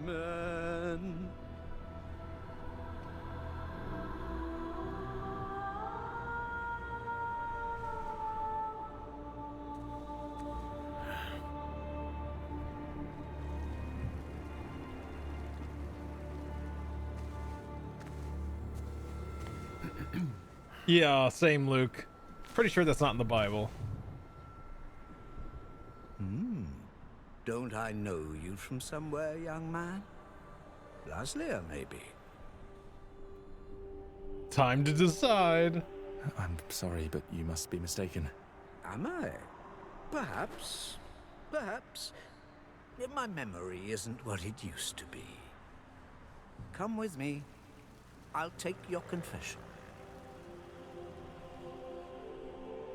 Thank you, but I have no need for confession. Ah. So you deem your conscience clear? I wouldn't go that far. But I'm sure you're a busy man, Father. So while I appreciate the offer, I feel that my soul shouldn't be your priority. I won't press the matter. You are quite correct. I have many other duties to attend to. But please remember that in order to be saved, we all need to repent. Myself included. I hope we can speak again soon. Good day to you, Cohen. Yet you know his name. A What monk we and a saw right saint. here was just one of many cutscenes we recorded for the game, which smoothly transitioned into a dialogue scene. We use cutscenes to highlight key scenes or showcase interesting bits of lore. Like this blood baptism. Creepy, isn't it? Yeah. The core feature of the Blood of Dawnwalker is the dual gameplay loop. Remember, Cohen may be a human during the day, but he turns into a vampire at night and has a different set of skills at his disposal. And this is just one variable that affects our quests. Depending on when you tackle a particular quest, what choices you've made earlier, whom you befriended, or whom you've angered, your gameplay and story experience will be very, very different. So each quest is a complex structure with multiple possible paths leading to the end goal. We maximize players' freedom and agency, offering you a narrative sandbox to play in. Alright. I wonder what secrets may be concealed up there, just beyond Cohen's reach. And how do we get there? It's impossible to do during the day, but come night, it's an entirely different story. Let us explain what we mean by taking our current quest as an example. During the day, we got inside the cathedral without any problems, since it's open for all to see and Cohen doesn't yet stand out from the crowd. The scaffolds, though, are outside of his reach. But climbing them won't be a problem for the vampire, who has many more exploration abilities at his disposal. Go on. Bear in mind, Cohen has not completed the quest yet. What's more, there are still a few clues to be found in order to solve this story. It's worth mentioning that narrative sandbox also means that we may completely abandon this quest and follow a different path to defeat Brensis. For today, we're focusing on the gameplay part, so let's see how we could tackle this particular quest during the night. We're starting right after dusk, as a vampire, on the rooftops of Svartrau. Right now, we have 22 days left to complete this goal. I This think so, counter Yummy. is always displayed, and you'll be warned each time it's pushed forward. That might be the case, So Yummy. you have to be aware of the time, and it's more of a resource you'll be spending than a racing clock. Sure suck at that red one and an angry dragon did it right. As a vampire, Where have we you'll see seen and that experience before? the world from a different perspective. You can travel quickly and easily access places beyond the reach of regular humans. Let us show you what we mean. This is Shadow Step, a unique vampiric ability allowing Cohen to jump to almost any place within his reach. Ooh. Now let's take a good look around using the focus mode. Huh. This ability highlights objects of interest and Oh. loot. And there is something right here. This time it's just some items to grab, but on other occasions, who knows, you might come across a hidden quest. Looks like our health is quite low. Oh, snap. This is because, as a vampire, your health bar also represents your hunger level, and you start each night thirsting for blood. Remember, you have to quench this appetite in order to make full use of your vampire abilities, and rein in your monstrous nature around NPCs. Otherwise, you may end up draining someone important, which may lead to unpredictable consequences. Oh my god, you We'd have to better be feed careful who you suck blood from. Maybe on someone who is standing all alone. Like this drunkard. Let's grab him and use Voracious Bite ability. Unless you lose control due to hunger, you get to decide how much blood to drink. You can drain just a bit and knock your victim unconscious, or go all the way and kill them. And if you're adamant you don't want to hurt innocent humans, you can drink from animals and some other creatures. Finally, we are at the We need a cathedral, juice but it box, seems to be right? closed for the night, and the entrance gate is well guarded. Let's find another way in. Holy shit, hold up. Is that Tortuga? Holy shit, been a few years, just dropped in to say hi. Good to see you still streaming. Hey Tortuga, long time no see. He's for those of you in chat, he's OG. So thanks Tortuga, nice to see you. Hope things have been good and kind to you. Let's see. Find a nickel for every time a fantasy world with a normal moon and a red moon had the red moon contained a being of unspeakable destruction sealed in it, I'd have 2 nickels, which isn't a lot, but that's weird that it happened twice. Remind me of Vampire when you gotta be careful who you nom. Yeah, right. You can actually like nom someone that you shouldn't have nommed and like might actually completely prevent a quest line from happening because that NPC's now dead or something like that. Or maybe it changes their outlook on something, so it makes them paranoid, and when they would have been a normal, like, open, happy-go-lucky person, they got nommed one night, and now they become paranoid. You know, it might actually... That's an interesting take. I like that. Let's see. Oh, and also the red moons were both man-made. That's true. Well, actually, one of them was God made, but you know, details. Also, last deal, me and your bot is 1v1. What the fuck is the bot doing? Hold up.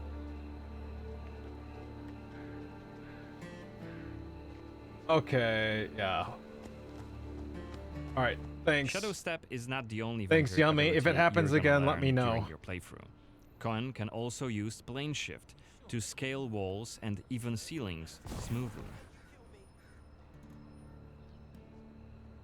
This will allow us to explore every nook and cranny Fucking of the auto cathedral. mod.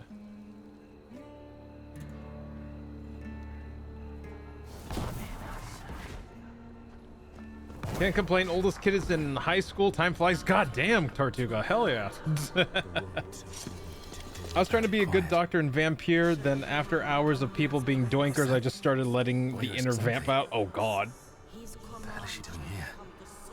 What is she doing? Is that a ritual for the blood gods? Blood for the blood god. Dawnwalker is using Morrowind's mechanics of you can kill anyone and lose quests. Why? Wait, what did he say? I'm sorry. I know I'm yapping while this is playing. They're covering up the old paintings. Why? They're covering up the old paintings. One of the workers must have left it. Seems that the cathedral complex is quite big. A main building, cloisters, inner courtyard. The entrance to the crypt could be anywhere. Won't get anything done just standing around. Still. This was a scene investigation, a mechanic we used to zoom in on and showcase key clues. This time we had a chance to learn more about the vampire's plans. Looks like they're keen to cover up the old frescoes, so that's something we could take a look at. This way we could learn more about the cathedral's past.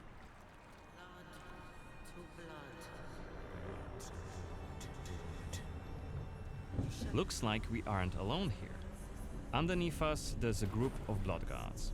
Soldiers hooked up on vampire blood, which makes them stronger. And one of Brances's vampire allies. It's Xanthi, the oldest vampire in Vale Sangora, and quite a powerful lady. Let's descend and check what's going on. I love that. I love that descent animation.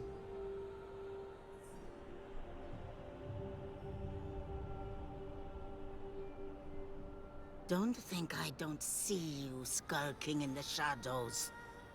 Come out!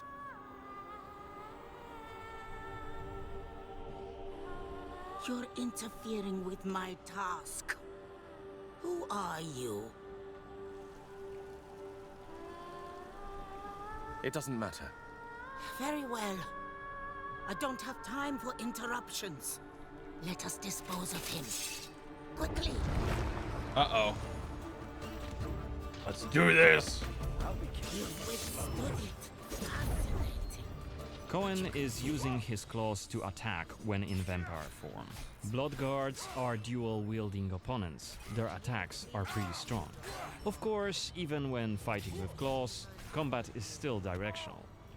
Don't worry, Cohen can still use his sword as a vampire. You haven't lived long. Oh, what? Only after defeating all three of the blood guards, Xanthi deems Cohen worthy of a challenge, and she descends to face him. She uses her blood control powers to cast a multitude of attacks, like her blood whips That lady that got hit something. Cohen from left and right. God, I miss Technoblade when he says that. Xanthi is protected by a powerful vampire ability. Oh, what? Once her stamina runs out, Cohen will have an opportunity to strike and deal some damage. But be careful, cause Xanthi is quick to counterattack, and she will also try to restore her blood. Meanwhile, look at the indicator just below her health and stamina. It's a timer for the boiling blood skill that you've seen in the CGI trailer. So, if we don't hurry, the timer goes down to 0, and Cohen will eventually explode. And we're dead. Remember, we were only mid-game here, and Xanthi is one of the game's most punishing enemies. Defeating her right here and right now is very much possible, but it would be hellishly difficult. a fun challenge for hardcore players. Otherwise, we could load the game and explore the cathedral without drawing her attention, or try to get to her while she's not surrounded by bodyguards. Xanthi, like all other vampire allies, has her own questline. Explore it, and you can learn more about her past, motivations, and maybe even try to reason with her. What you do is entirely up to you. Remember, our design principle is the narrative sandbox. There is no difference between main quests and side quests. There's just different stories that you weave together into your own unique adventure. But that's coming in 2026. For now, I'd like to thank you for joining me on this gameplay video presentation. We've just shown you a tiny glimpse of the Blood of Dawnwalker. There's definitely more to come in the coming months, so stay tuned for any updates being posted on our social media profiles. Okay. No, not 2026 now, please. Right? Damn. Hello there, and welcome to Spiffing Brit. No. Ugh. That was. All right. I'm kind of looking forward to it now. I want to see more. Damn. See, the vampire game we've needed, right? Sheesh. Actually, I'm wondering, like, can I actually get? Because I think I have Bloodlines 2 pre-ordered.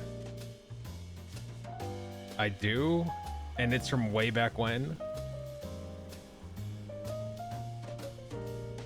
Yeah, like, I think I'm gonna refund this because it's like, holy shit, that's a lot of money.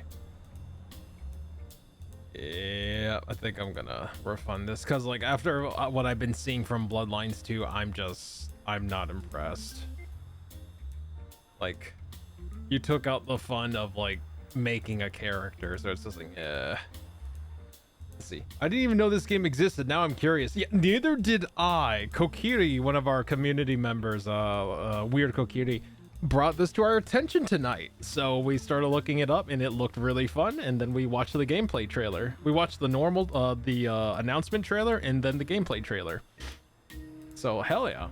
Yeah, the Witcher 3 devs are apparently working on this. So, like, I don't know if it's CD Projekt Red. It looks like it's it looks like they worked on Witcher 3 and made their own studio. Like, they separated from CD Projekt and then made their own studio.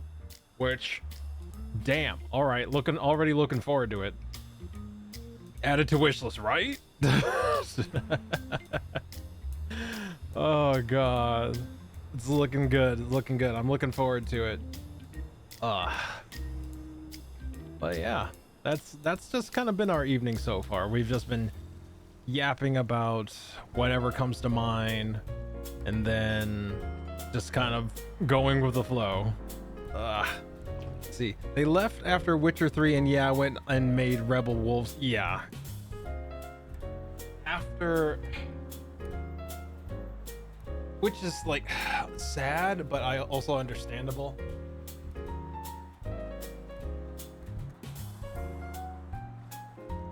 CD Projekt, it was once upon a time one of the studios that I like fully trusted to get their shit done. You know, like, they're not trying to, you know, manipulate the player base or the customer, and, like, you know, are very transparent. And then Cyberpunk 2077 happened, and a lot of that went out the window. Now, that said, they did fix Cyberpunk, but I felt like it wasn't as clean of a redemption arc as the No Man's Sky redemption arc, I guess is the best way to put it. Cyberpunk was good after the fixes. Yeah, Cyberpunk was good after the fixes, absolutely. But I don't think their reputation, like, fully recovered from that. Like, No Man's Sky, they actually, like, it feels like No Man's Sky actually managed to patch up their reputation fairly well after the No Man's Sky kind of fell through the cracks at the studio. But with Cyberpunk, I feel like CD Projekt Red actually kind of did some irreparable harm to their reputation, just a little bit. It's not like it's clear that, you know, they care, because look at the state of Cyberpunk 2077. But like, there was a lot of stuff going on that I don't know. Like, that's just my personal opinion. I could be absolutely wrong about that. But like, just from my observation, my point of view, I don't think they quite fully recovered from that debacle. See, No Man's Sky is smart, and they're using all the data for their new game. Yeah, what was it like? Oh my god, I was just looking at that game. What was it? Like Light No something, or something to do with like a torch? I don't know. Light No Fire. That's what it is. Light No Fire. That's what it was. That's their new game. What happens with Witcher 4? What happens with Witcher 4 will redeem or damn them? Wait, they're actually making a Witcher 4? I thought they were done with the Witcher series after 3. Like, I thought they were like, yeah, we're done after the Witcher, we're done. Bruh, really? Witcher 4 is Siri, really? Like I said, I haven't been keeping up with a lot of the stuff from CD Projekt. Let's see. The DLC made people get some hope back, but The Witcher 4 is going to have to be amazing to fully recover. Yeah, I would agree with that, Bubbles. So if Witcher 4 is in development, yeah, they would have to knock Witcher 4 out of the park. Let's see. Witcher 4 has been known for the last 2 years. Well, I guess you met the last person on Earth that didn't know about it then.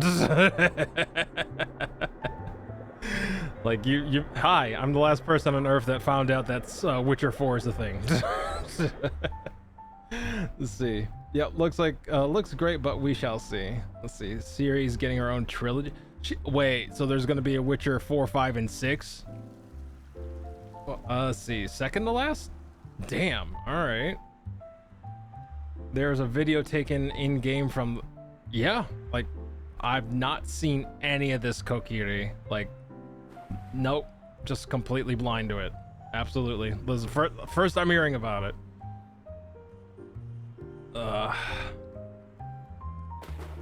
Let's see. Oh shit. Hey Kieran, welcome in. Thank you for the 12 months. Holy crap. Let's see. 1 year of finding Lassie stream through stalking him in my mention notifications. God, I remember this. Just like, how the fuck did you find out? I didn't know that Twitch told the person you shouted out that, hey, this person shouted you out. Fuck. A very hard lesson learned that day.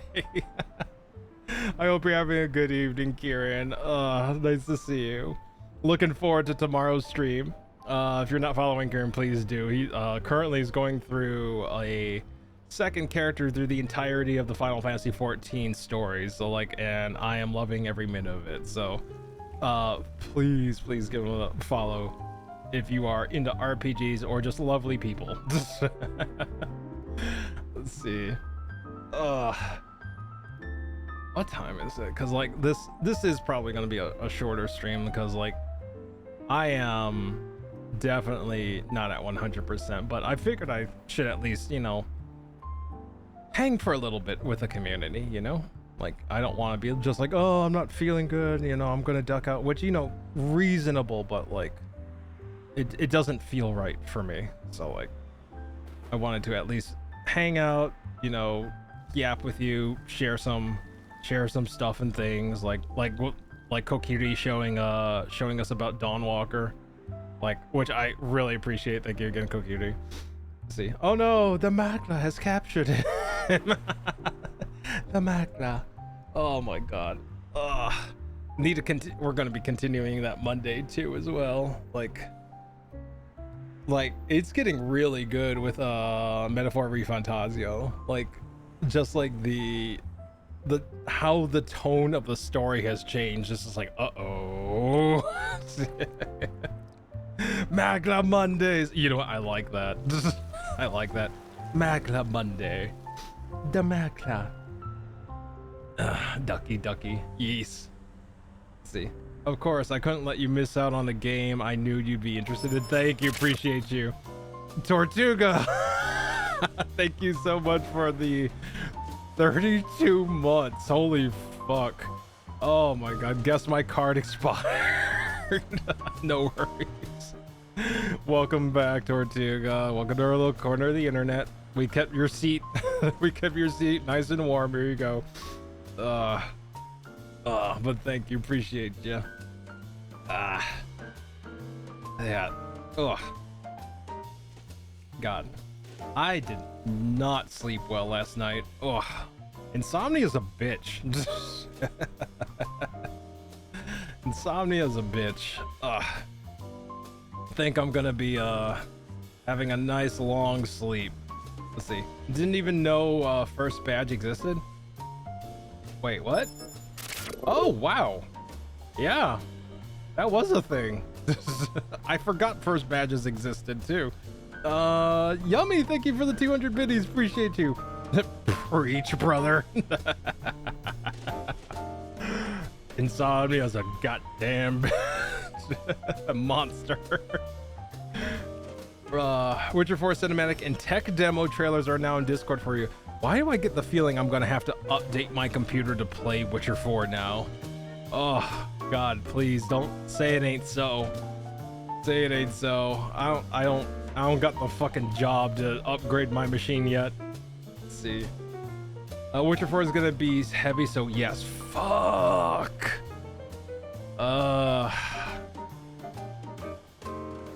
I don't wanna.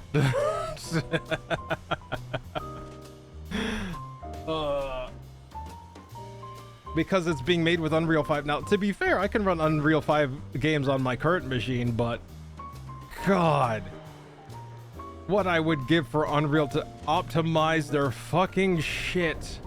Dear God. So you saying it can make a 5090 cry? Unreal 5 can make many games cry when they're unoptimized, and unfortunately most devs don't optimize their games. They're early, especially if they're early access, like the only well optimized Unreal Engine 5 game that I know of is Expedition 33. That is it. Nothing else. 8K res Witcher. Oh my god, Witcher. When he's relaxing in the hot tub, just like in 8K, and it's just like, who needs that? Look at the soles of the Witcher's feet, of Geralt's feet, just like who needs that? And then I'd see like I'm sure I would see a few hands slowly extend up into the air after I asked that question towards the audience. Oh my god, that's funny considering who made 33. I know, right? An indie team of 33 people. Actually, they actually took the initiative and actually talked with apparently there was like they had like this communication channel between Epic and the dev team on how to optimize Expedition 33, and they actually did a pretty freaking good job. Expedition 33 on PC runs pretty damn smooth, I'll admit. Let's see. I'm curious as how they'll play off the Circe games with the 3 endings of Witcher 3. That's a good point, because it would. That's a good point. If I had to guess, maybe the Circe game picks up from a point, like while Geralt's doing the thing in 3, it's like, meanwhile with Circe, you know, we see what Circe's doing, and then maybe there'll be a time jump of some sort. I don't know, I'm just guessing. I'm just throwing stuff at the wall and seeing if it sticks. See, unless they set it up as all 3 are true endings, but at different points in the timeline. Nope, she's older. Ah, fuck. Okay, got it. Well, that's what I'm saying. Like, there's a time skip, but like, yeah, you're right. It wouldn't work either. Damn, yeah, I have no idea. I have no idea. Let's see.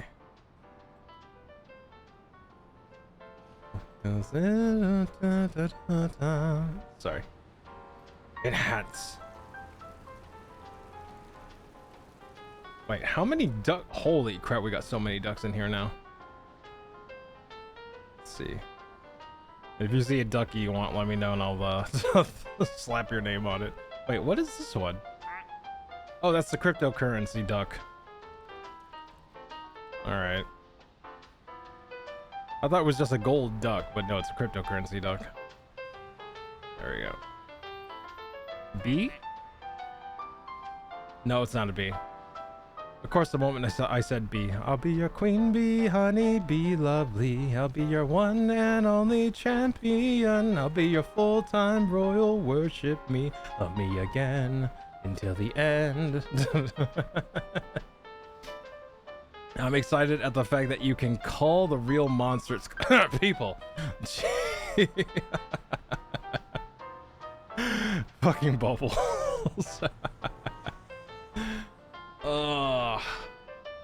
I missed that diva. Fuck yeah. I actually got a roulette with her yesterday, and that song has been intermittently just playing in my head all day. Just like, oh my god. We're just getting started. Let's see. But yeah, the Witcher 4 game appears to be taking place far north of the Witcher 3 lands. Really? B is for beauty, both devious and sweet. Let's see. I miss Dawn Trail content. But you're in Heaven's Ward. It's actually, you know, that's not bad either. It's not Dawn Trail, but you know what? You know what? I get that. Never mind. I take it back. Be glad none of you have been in a voice call with me during that fight. Part of me kind of wishes now that I was Luke, just to hear it. Let's see. Get me out of this cold Catholic snowfield. I'm tired. I'm tired. Oh my god. Emmerich, come pick me up. I'm tired. It's just incessant singing. Oh my god. Oh no, that's fine. You would not be the first one that I was in a VC with doing that particular trial. Is it a trial or raid? I forget. I think it's a normal raid. And them singing in the call along with that song. Like, you would not be the first, nor do I think you'll ever be the last. So let's see. There. God, I can already hear it. Like, Emmerich, it's snowing. Pick me up. I want to go home. I'm tired. Let's see. Actually, I haven't done Alexander all the way. Isn't that OST like Lego Movie Forward and Backcourt? I think roughly, yeah. About that, like Lego Movie Forward.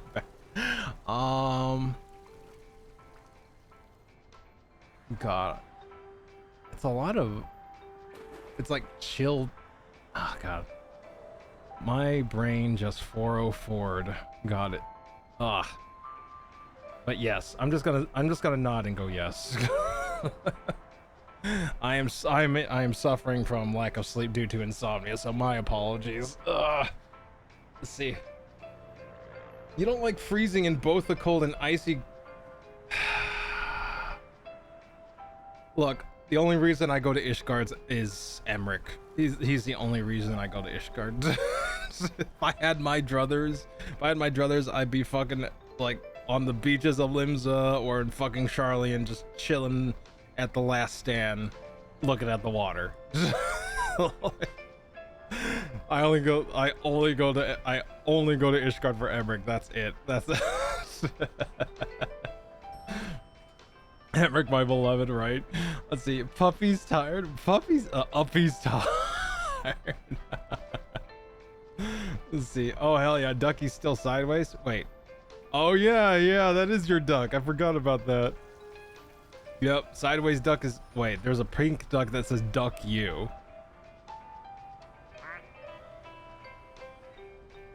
Okay. Okay, little one. Had enough of that, mister. Let's see. LGB, so alphabet soup duck. Let's see. Wait, what was that one? Which one are you? Oh, you're a knight. You're night duck. All right. See, brother, please hold my hand because autocorrect and automon are having my grippers tonight. What the fuck? All right, hold on. Let me see what's going on here. Oh. Oh, no. Okay. Nothing came through automon. I guess it's just the autocorrect. I think it's just autocorrect having a fucking day, isn't it?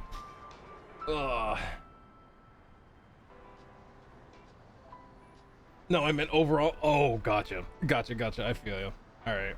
I don't know what it is. Like, and Luke was even talking about it earlier, but like, it's like Twitch kind of quietly cranked up the sensitivity of automod because it's flagging things like what were the last two things that got flagged? They were for like really dumb things.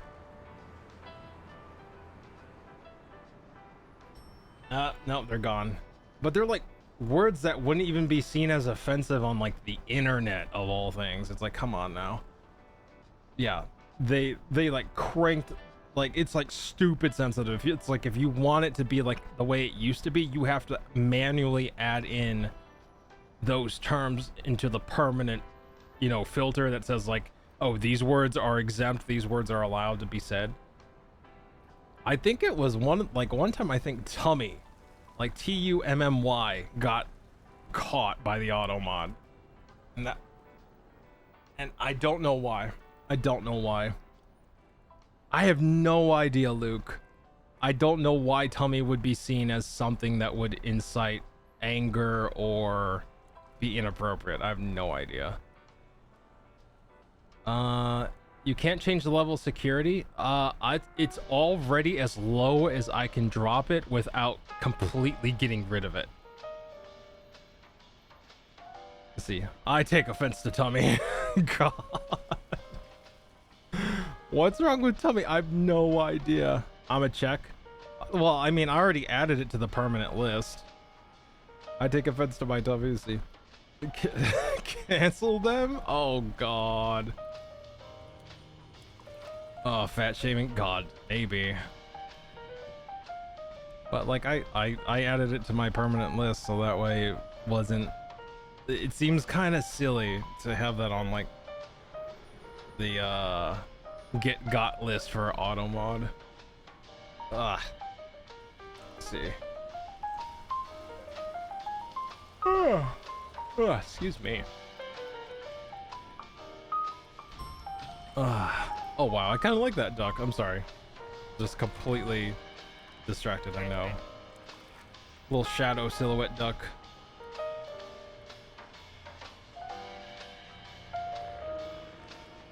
Alright. Yeah, that's... Wait, sushi duck? Yes. Sushi duck. Oh, the little quack. Yeah.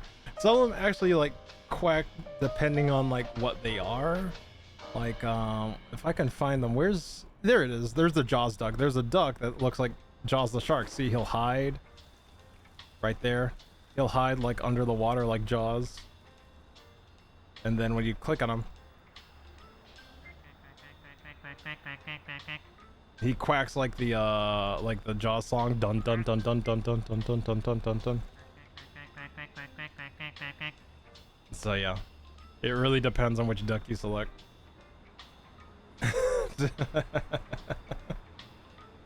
Some of them, I don't know if they. Some of them don't quack. Some of them make noises like I think there's actually like a music box duck somewhere around here. I don't know if it's dropped into the pool yet, but like you click on them and then they open up. Like the duck opens up and it's a music box. Like it has a little twirling ballerina in it and everything like that. I think it was like a twirling ballerina. I have no idea. Perfect. No notes. The one laying on the floor of the pool. Yeah. Yeah, I can't do anything about that one. There's two of them actually. There's one on the other side as well. Oh, there's three. They're just rock ducks, and they just at the bottom of the pool. What? No rave duck? Yeah, I think there is a rave duck. I have to go to collection, but like, yeah, there's some like there's one. Bacon has one that's like an RGB computer duck, and I think one of these might be another like RGB like rave duck, but I think that one exists. It's just we haven't seen it drop into the pool yet. Let's see. It's such a mood. Let's see. Does it quack like I guess. I have no idea. I'll let you know once it like if it ever drops and we get a chance. It'd be funny if it had like this deep quack and it was just to the Let's see. Or paralyzed? No. Just made of stone. Hey, simply welcome in. Let's see. Let's see. It's such a mood. God, ain't it yummy? Let's see. The emo duck should quack Black Parade. When I was a young duck, my father took me to the city. Let's see. Man, I want to nap like that. Oh, ain't the fucking truth, yummy. Just let me pass out. Oh. Oh wait, is this a? No way, it's fucking Kiss. It's Kiss Duck.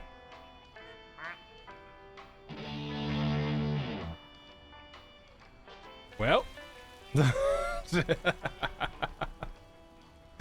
Let's see who we're made of stone. Where's the Gorgon? Who is it? No idea. If we find a like a oh god. I should be concerned. This is how I know I'm running low on sleep, because I can't recall the name of the Gorgon in mythology that turns people to stone, like Greek mythology. My brain went to Cleopatra, and I was just like, that's not right, idiot. Medusa. Thank you, Luke. Thank you. Medusa. Yes, that's the one. It's like, I'm actually wondering if there's a Medusa duck.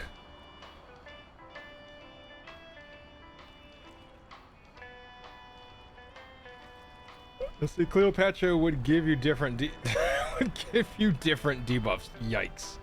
Oh my god. Ugh.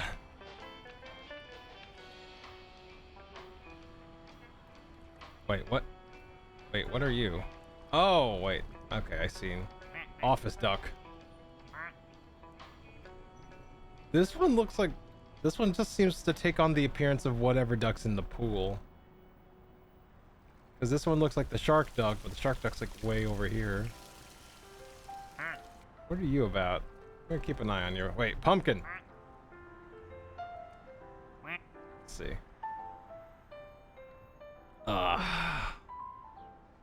It's one of those nights. One of those chill, just kind of go with the flow nights. Jessica Caesar. Oh, it takes on the appearance of whatever duck it bumps into? Is that what it is? That's kind of cool. I like that. Wait, let's see. Are you gonna bump into this one? Boop. Yeah. Okay, that's kind of cool. I like that. Boop. No? No boop. Boop. Chameleon duck, yep. There it is.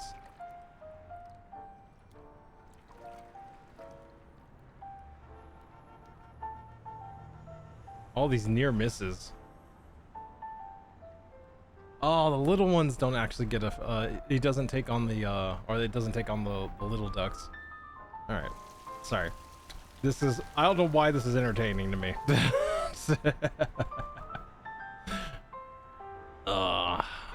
Oh my god. Oh, goodness me. My apologies. Kind of soothing. Yeah, it's nice and chill. Like, knowing that we can just chat about whatever and just kind of watch this do its thing. Kokita, thank you for the care package. Alright, let me go ahead and...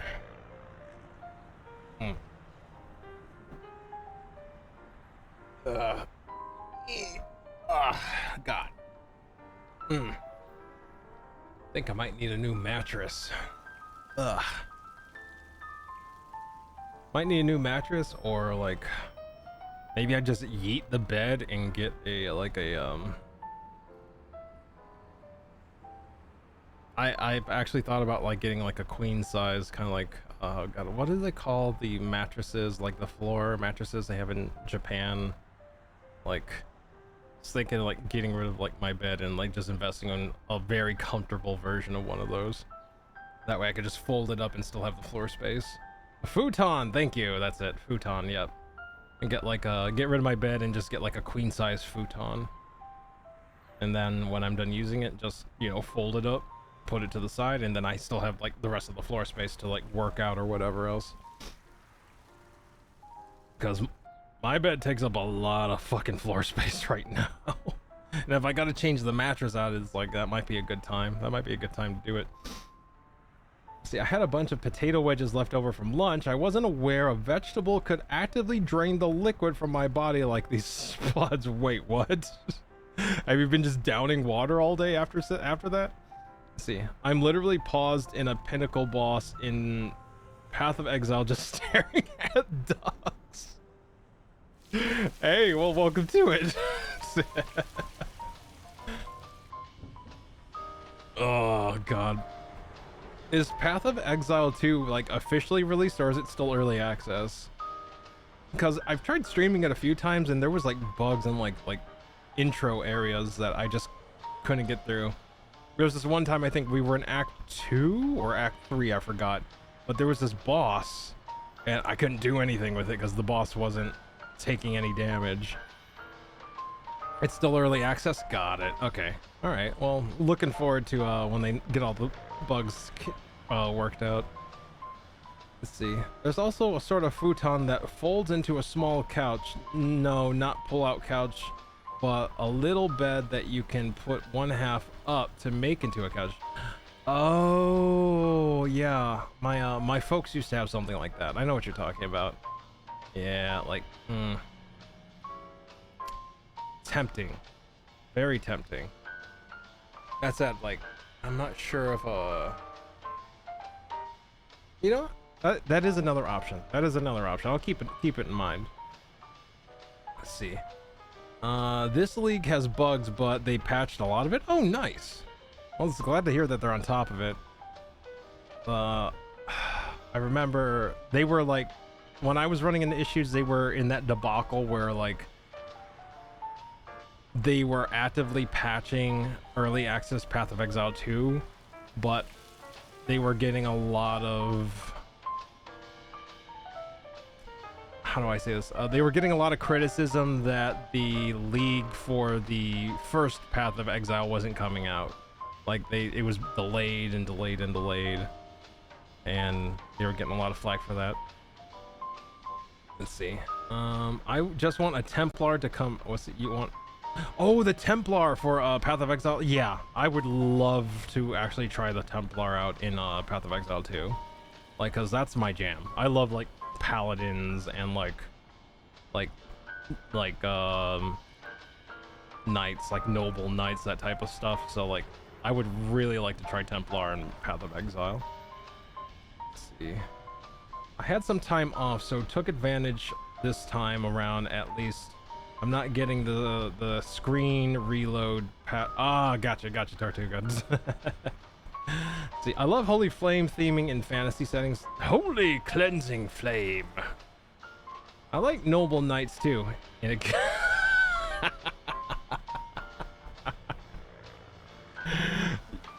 Don't we all, Luke?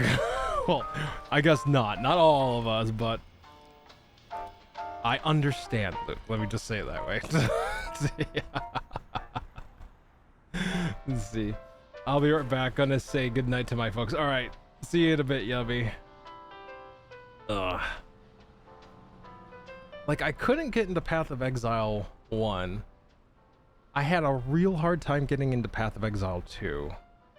But this time around, it actually managed to keep me in it for a little bit. So, like, I that is promising. That is promising. Before the bugs knocked me out of it, like, it actually managed to get its claws into me a little bit. So, like, you know what? I'm looking forward to see where it goes.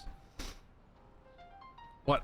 And I know I'm a freaking nerd. I know I'm a sci-fi nerd, but like, there's a new Star Trek game coming out, and I'm really hoping they don't mess that one up, because it would be really great to have a really good Star Trek game nowadays, instead of like downloading something like 20 years old on goodoldgames.com, which is still good, but boy, it's dated.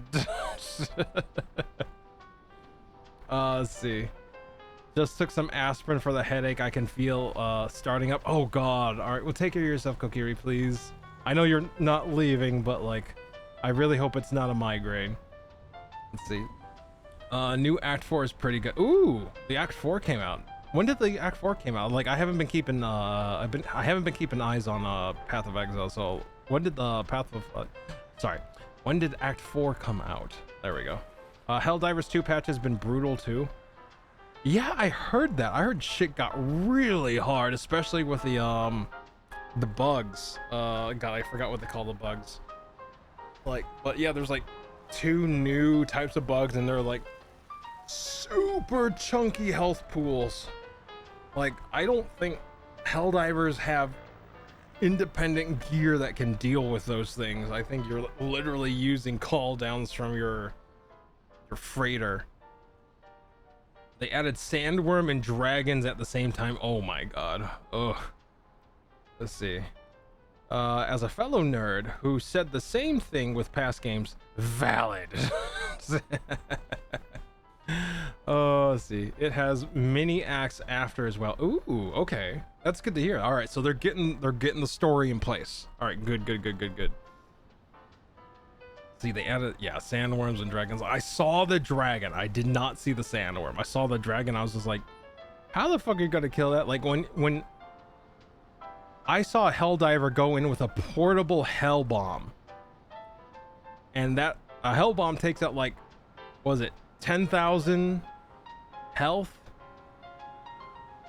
Or is it like 10,000 or 10 million health? I don't know. And then they're like, the dragon has like 100,000, like 100,000 health or something like that. It's like, good luck, have fun, everyone. Sandworm is dune size. Oh god, I hate that. I fucking hate that. Shai Halud, what are you doing here? You mean Across the Unknown or something like? Yes, that one, Tortuga. The Voyager, the Star Trek Voyager one. Across the Unknown. Like, I'm hoping that one's good. I'm really hoping that they do that one justice. Let's see. If ever there was a time when Morrowind gets a remake outside of the Skywind mod, I would be chomping at the bit. Like, you know, I feel like that's going to happen. Kokiri, it's probably going to get the same treatment as Oblivion. But I think Bethesda is keeping that in their, and like, this is me being a little cynical, I'll admit. I think they're keeping that in their pocket for when they think their quarter is not going to be to the satisfaction of their shareholders, and they're gonna whip that one out, and like it's gonna be the exact same reaction to Oblivion. They're just like, oh shit, Morrowind, and like their people are going to snatch that shit up. Like, watch. I'm really, and I'm not saying that's a bad thing, but I think they're purposefully keeping it in their pocket so that way when they need it, they can. It's like Yu-Gi-Oh! It's like, haha, not so fast, Kaiba. They whip that out and it's ready to go. That's what I'm thinking they'll do. Let's see. That would be great, but if I hold my breath, I'll be dead. Let's see. I'm still amazed at how many times they've managed to resell Skyrim. Yep. Me too.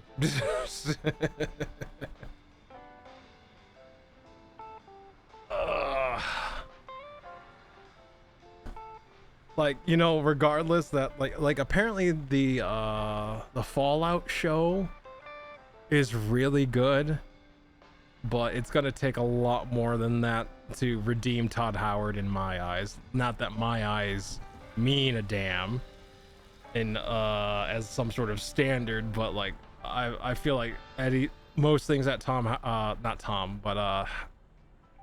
Mr. Howard has touched, I feel like that is Todd Howard, not Tom Howard, but anything that Mr. Howard has touched is not usually gone great. It's like, oh yeah. But who knows? Humans can change, humans can learn, so who knows? Maybe things will change. We'll see. It's not always going to be the same, right? That's just the nature of humans. They change. For better or for worse.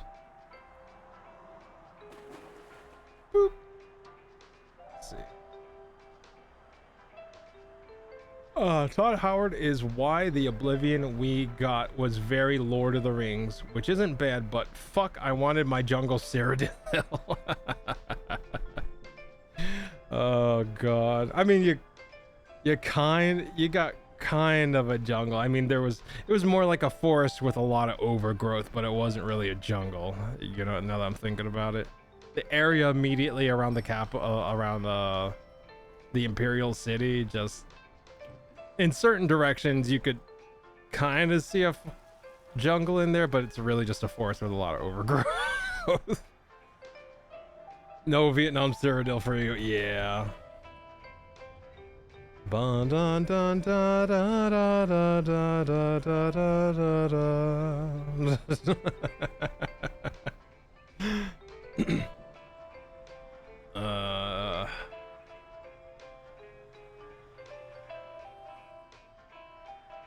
I'm just staring into the ducky pool, don't mind me. Wait, is this alright? Wait, this is not just chatting anymore. I should change it back. I don't have mods tonight, so let me. What is it?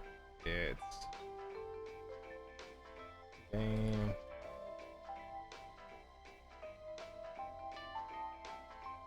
There we go. There we go. Should be good. Let's see. Morrowind lore looks. Let's see. Morrowind lore books stated Cyrodiil was meant to be in an almost tropical jungle with hidden conclaves and some intriguing armors. Oh, okay.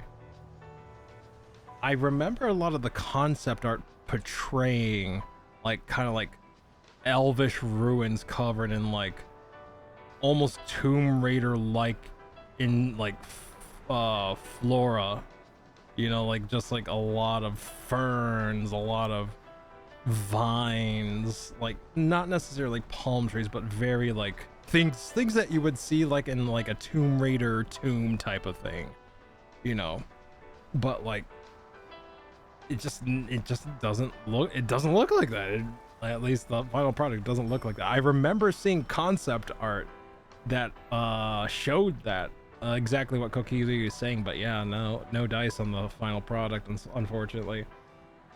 Elden Ring Night Rain update is next week too. Good god, too many new things. Wait, what are they adding in the update? Like new classes, new bosses, a new map maybe? Because like part of me is just like, what do you like? I don't play Night Rain. I do like the Elden Ring series, or not Elden Ring. Yeah, Elden Ring, not the Elden. I keep tripping over my own tongue. I swear I'm gonna trip and sprain it at some point. I do like the Elden Ring game. Night Rain kind of was a pass for me, but it's still interesting enough to watch. and I'm kind of curious what they are, where they want to take it, I guess is the best way to say. Yeah, I have a few acquaintances and friends that really enjoy Night Rain. Found some of the player characters interesting, but like it's the first kind of like dark fantasy battle royale type of format that I've ever seen in my life. So it's interesting to watch, but I don't think I would enjoy it. But I'm really curious because it's such an anomaly when it comes to like a game in the wild that I kind of want to see where it's going, even though I'm not really much of a player in it. New mode with new enemies, harder difficulty, negative modifiers on item drops. Oh my god, they are trying to make it harder. Fuck. Like new enemies, harder difficulty. Okay, that makes sense. Negative modifiers on items. Holy fuck. Damn. Just kick them in the balls already. Like, just kick them in the privates. God. Oh, that game's already brutal enough. Damn. Why not play naked? What? Let me see. Yeah, we still got the ruins, but Cyrodiil got reconned into where the human dude who gained deity status used a recreation of the giant armored golem from Morrowind to change the landscape of Tamriel for his conquest. What the hell? Damn. Why not play naked? Yeah, right. At that point, you might as well just play naked, right? See, because they'll kick my balls, apparently. I'm sorry. Damn. On the other hand, Skyrim having Nords worshipping the Cyrodiil Adria instead of Shore and others makes sense logically with how things like this happen IRL. Oh, like how there's like things in our actual history that have happened along those lines. Got it. Okay. Sorry, that took a minute to process. I don't know why. See if anything. That's probably just. Ooh. Hey, you know what? This might be a good place to call it, because like if I'm slipping up this badly on my words and like my mind is just keeps making the dial-up modem sound when I'm trying to connect pieces of information together, I think it's time to kind of lay down and and pass the fuck out. Oh my god. Yeah, like, whew, rough night. All right, you know, I think I'm gonna call it then. All right, thank you all for hanging with me this evening. I know it's a shorter stream, but like still like really appreciated the company, yapping with you all and sharing like games and opinions and everything. So thank you very much for hanging with me. It was great catching you. Enjoy your sleep. Thank you, Tortuga. Hope you get restful sleep. Thank you, Kokiri. Kieran, thank you. Appreciate it. Thank you for the stream. Aura, Luke, thank you. Simply, Kokiri. Thank you all for hanging with me this evening. I know you could be spending your time anywhere on Twitch, but you're all here hanging out with us tonight, so it's appreciated more than words can ever say. We'll be streaming again tomorrow. It might be this again. It might be an actual game. Don't know. Kind of figuring it out on the fly. But until then, rest well, Moo Moo. Good night, Bubbles. But until then, please take care of yourselves and each other, and be kind to one another. And I'll see you tomorrow. Love your faces. Rest well when you do. Bye.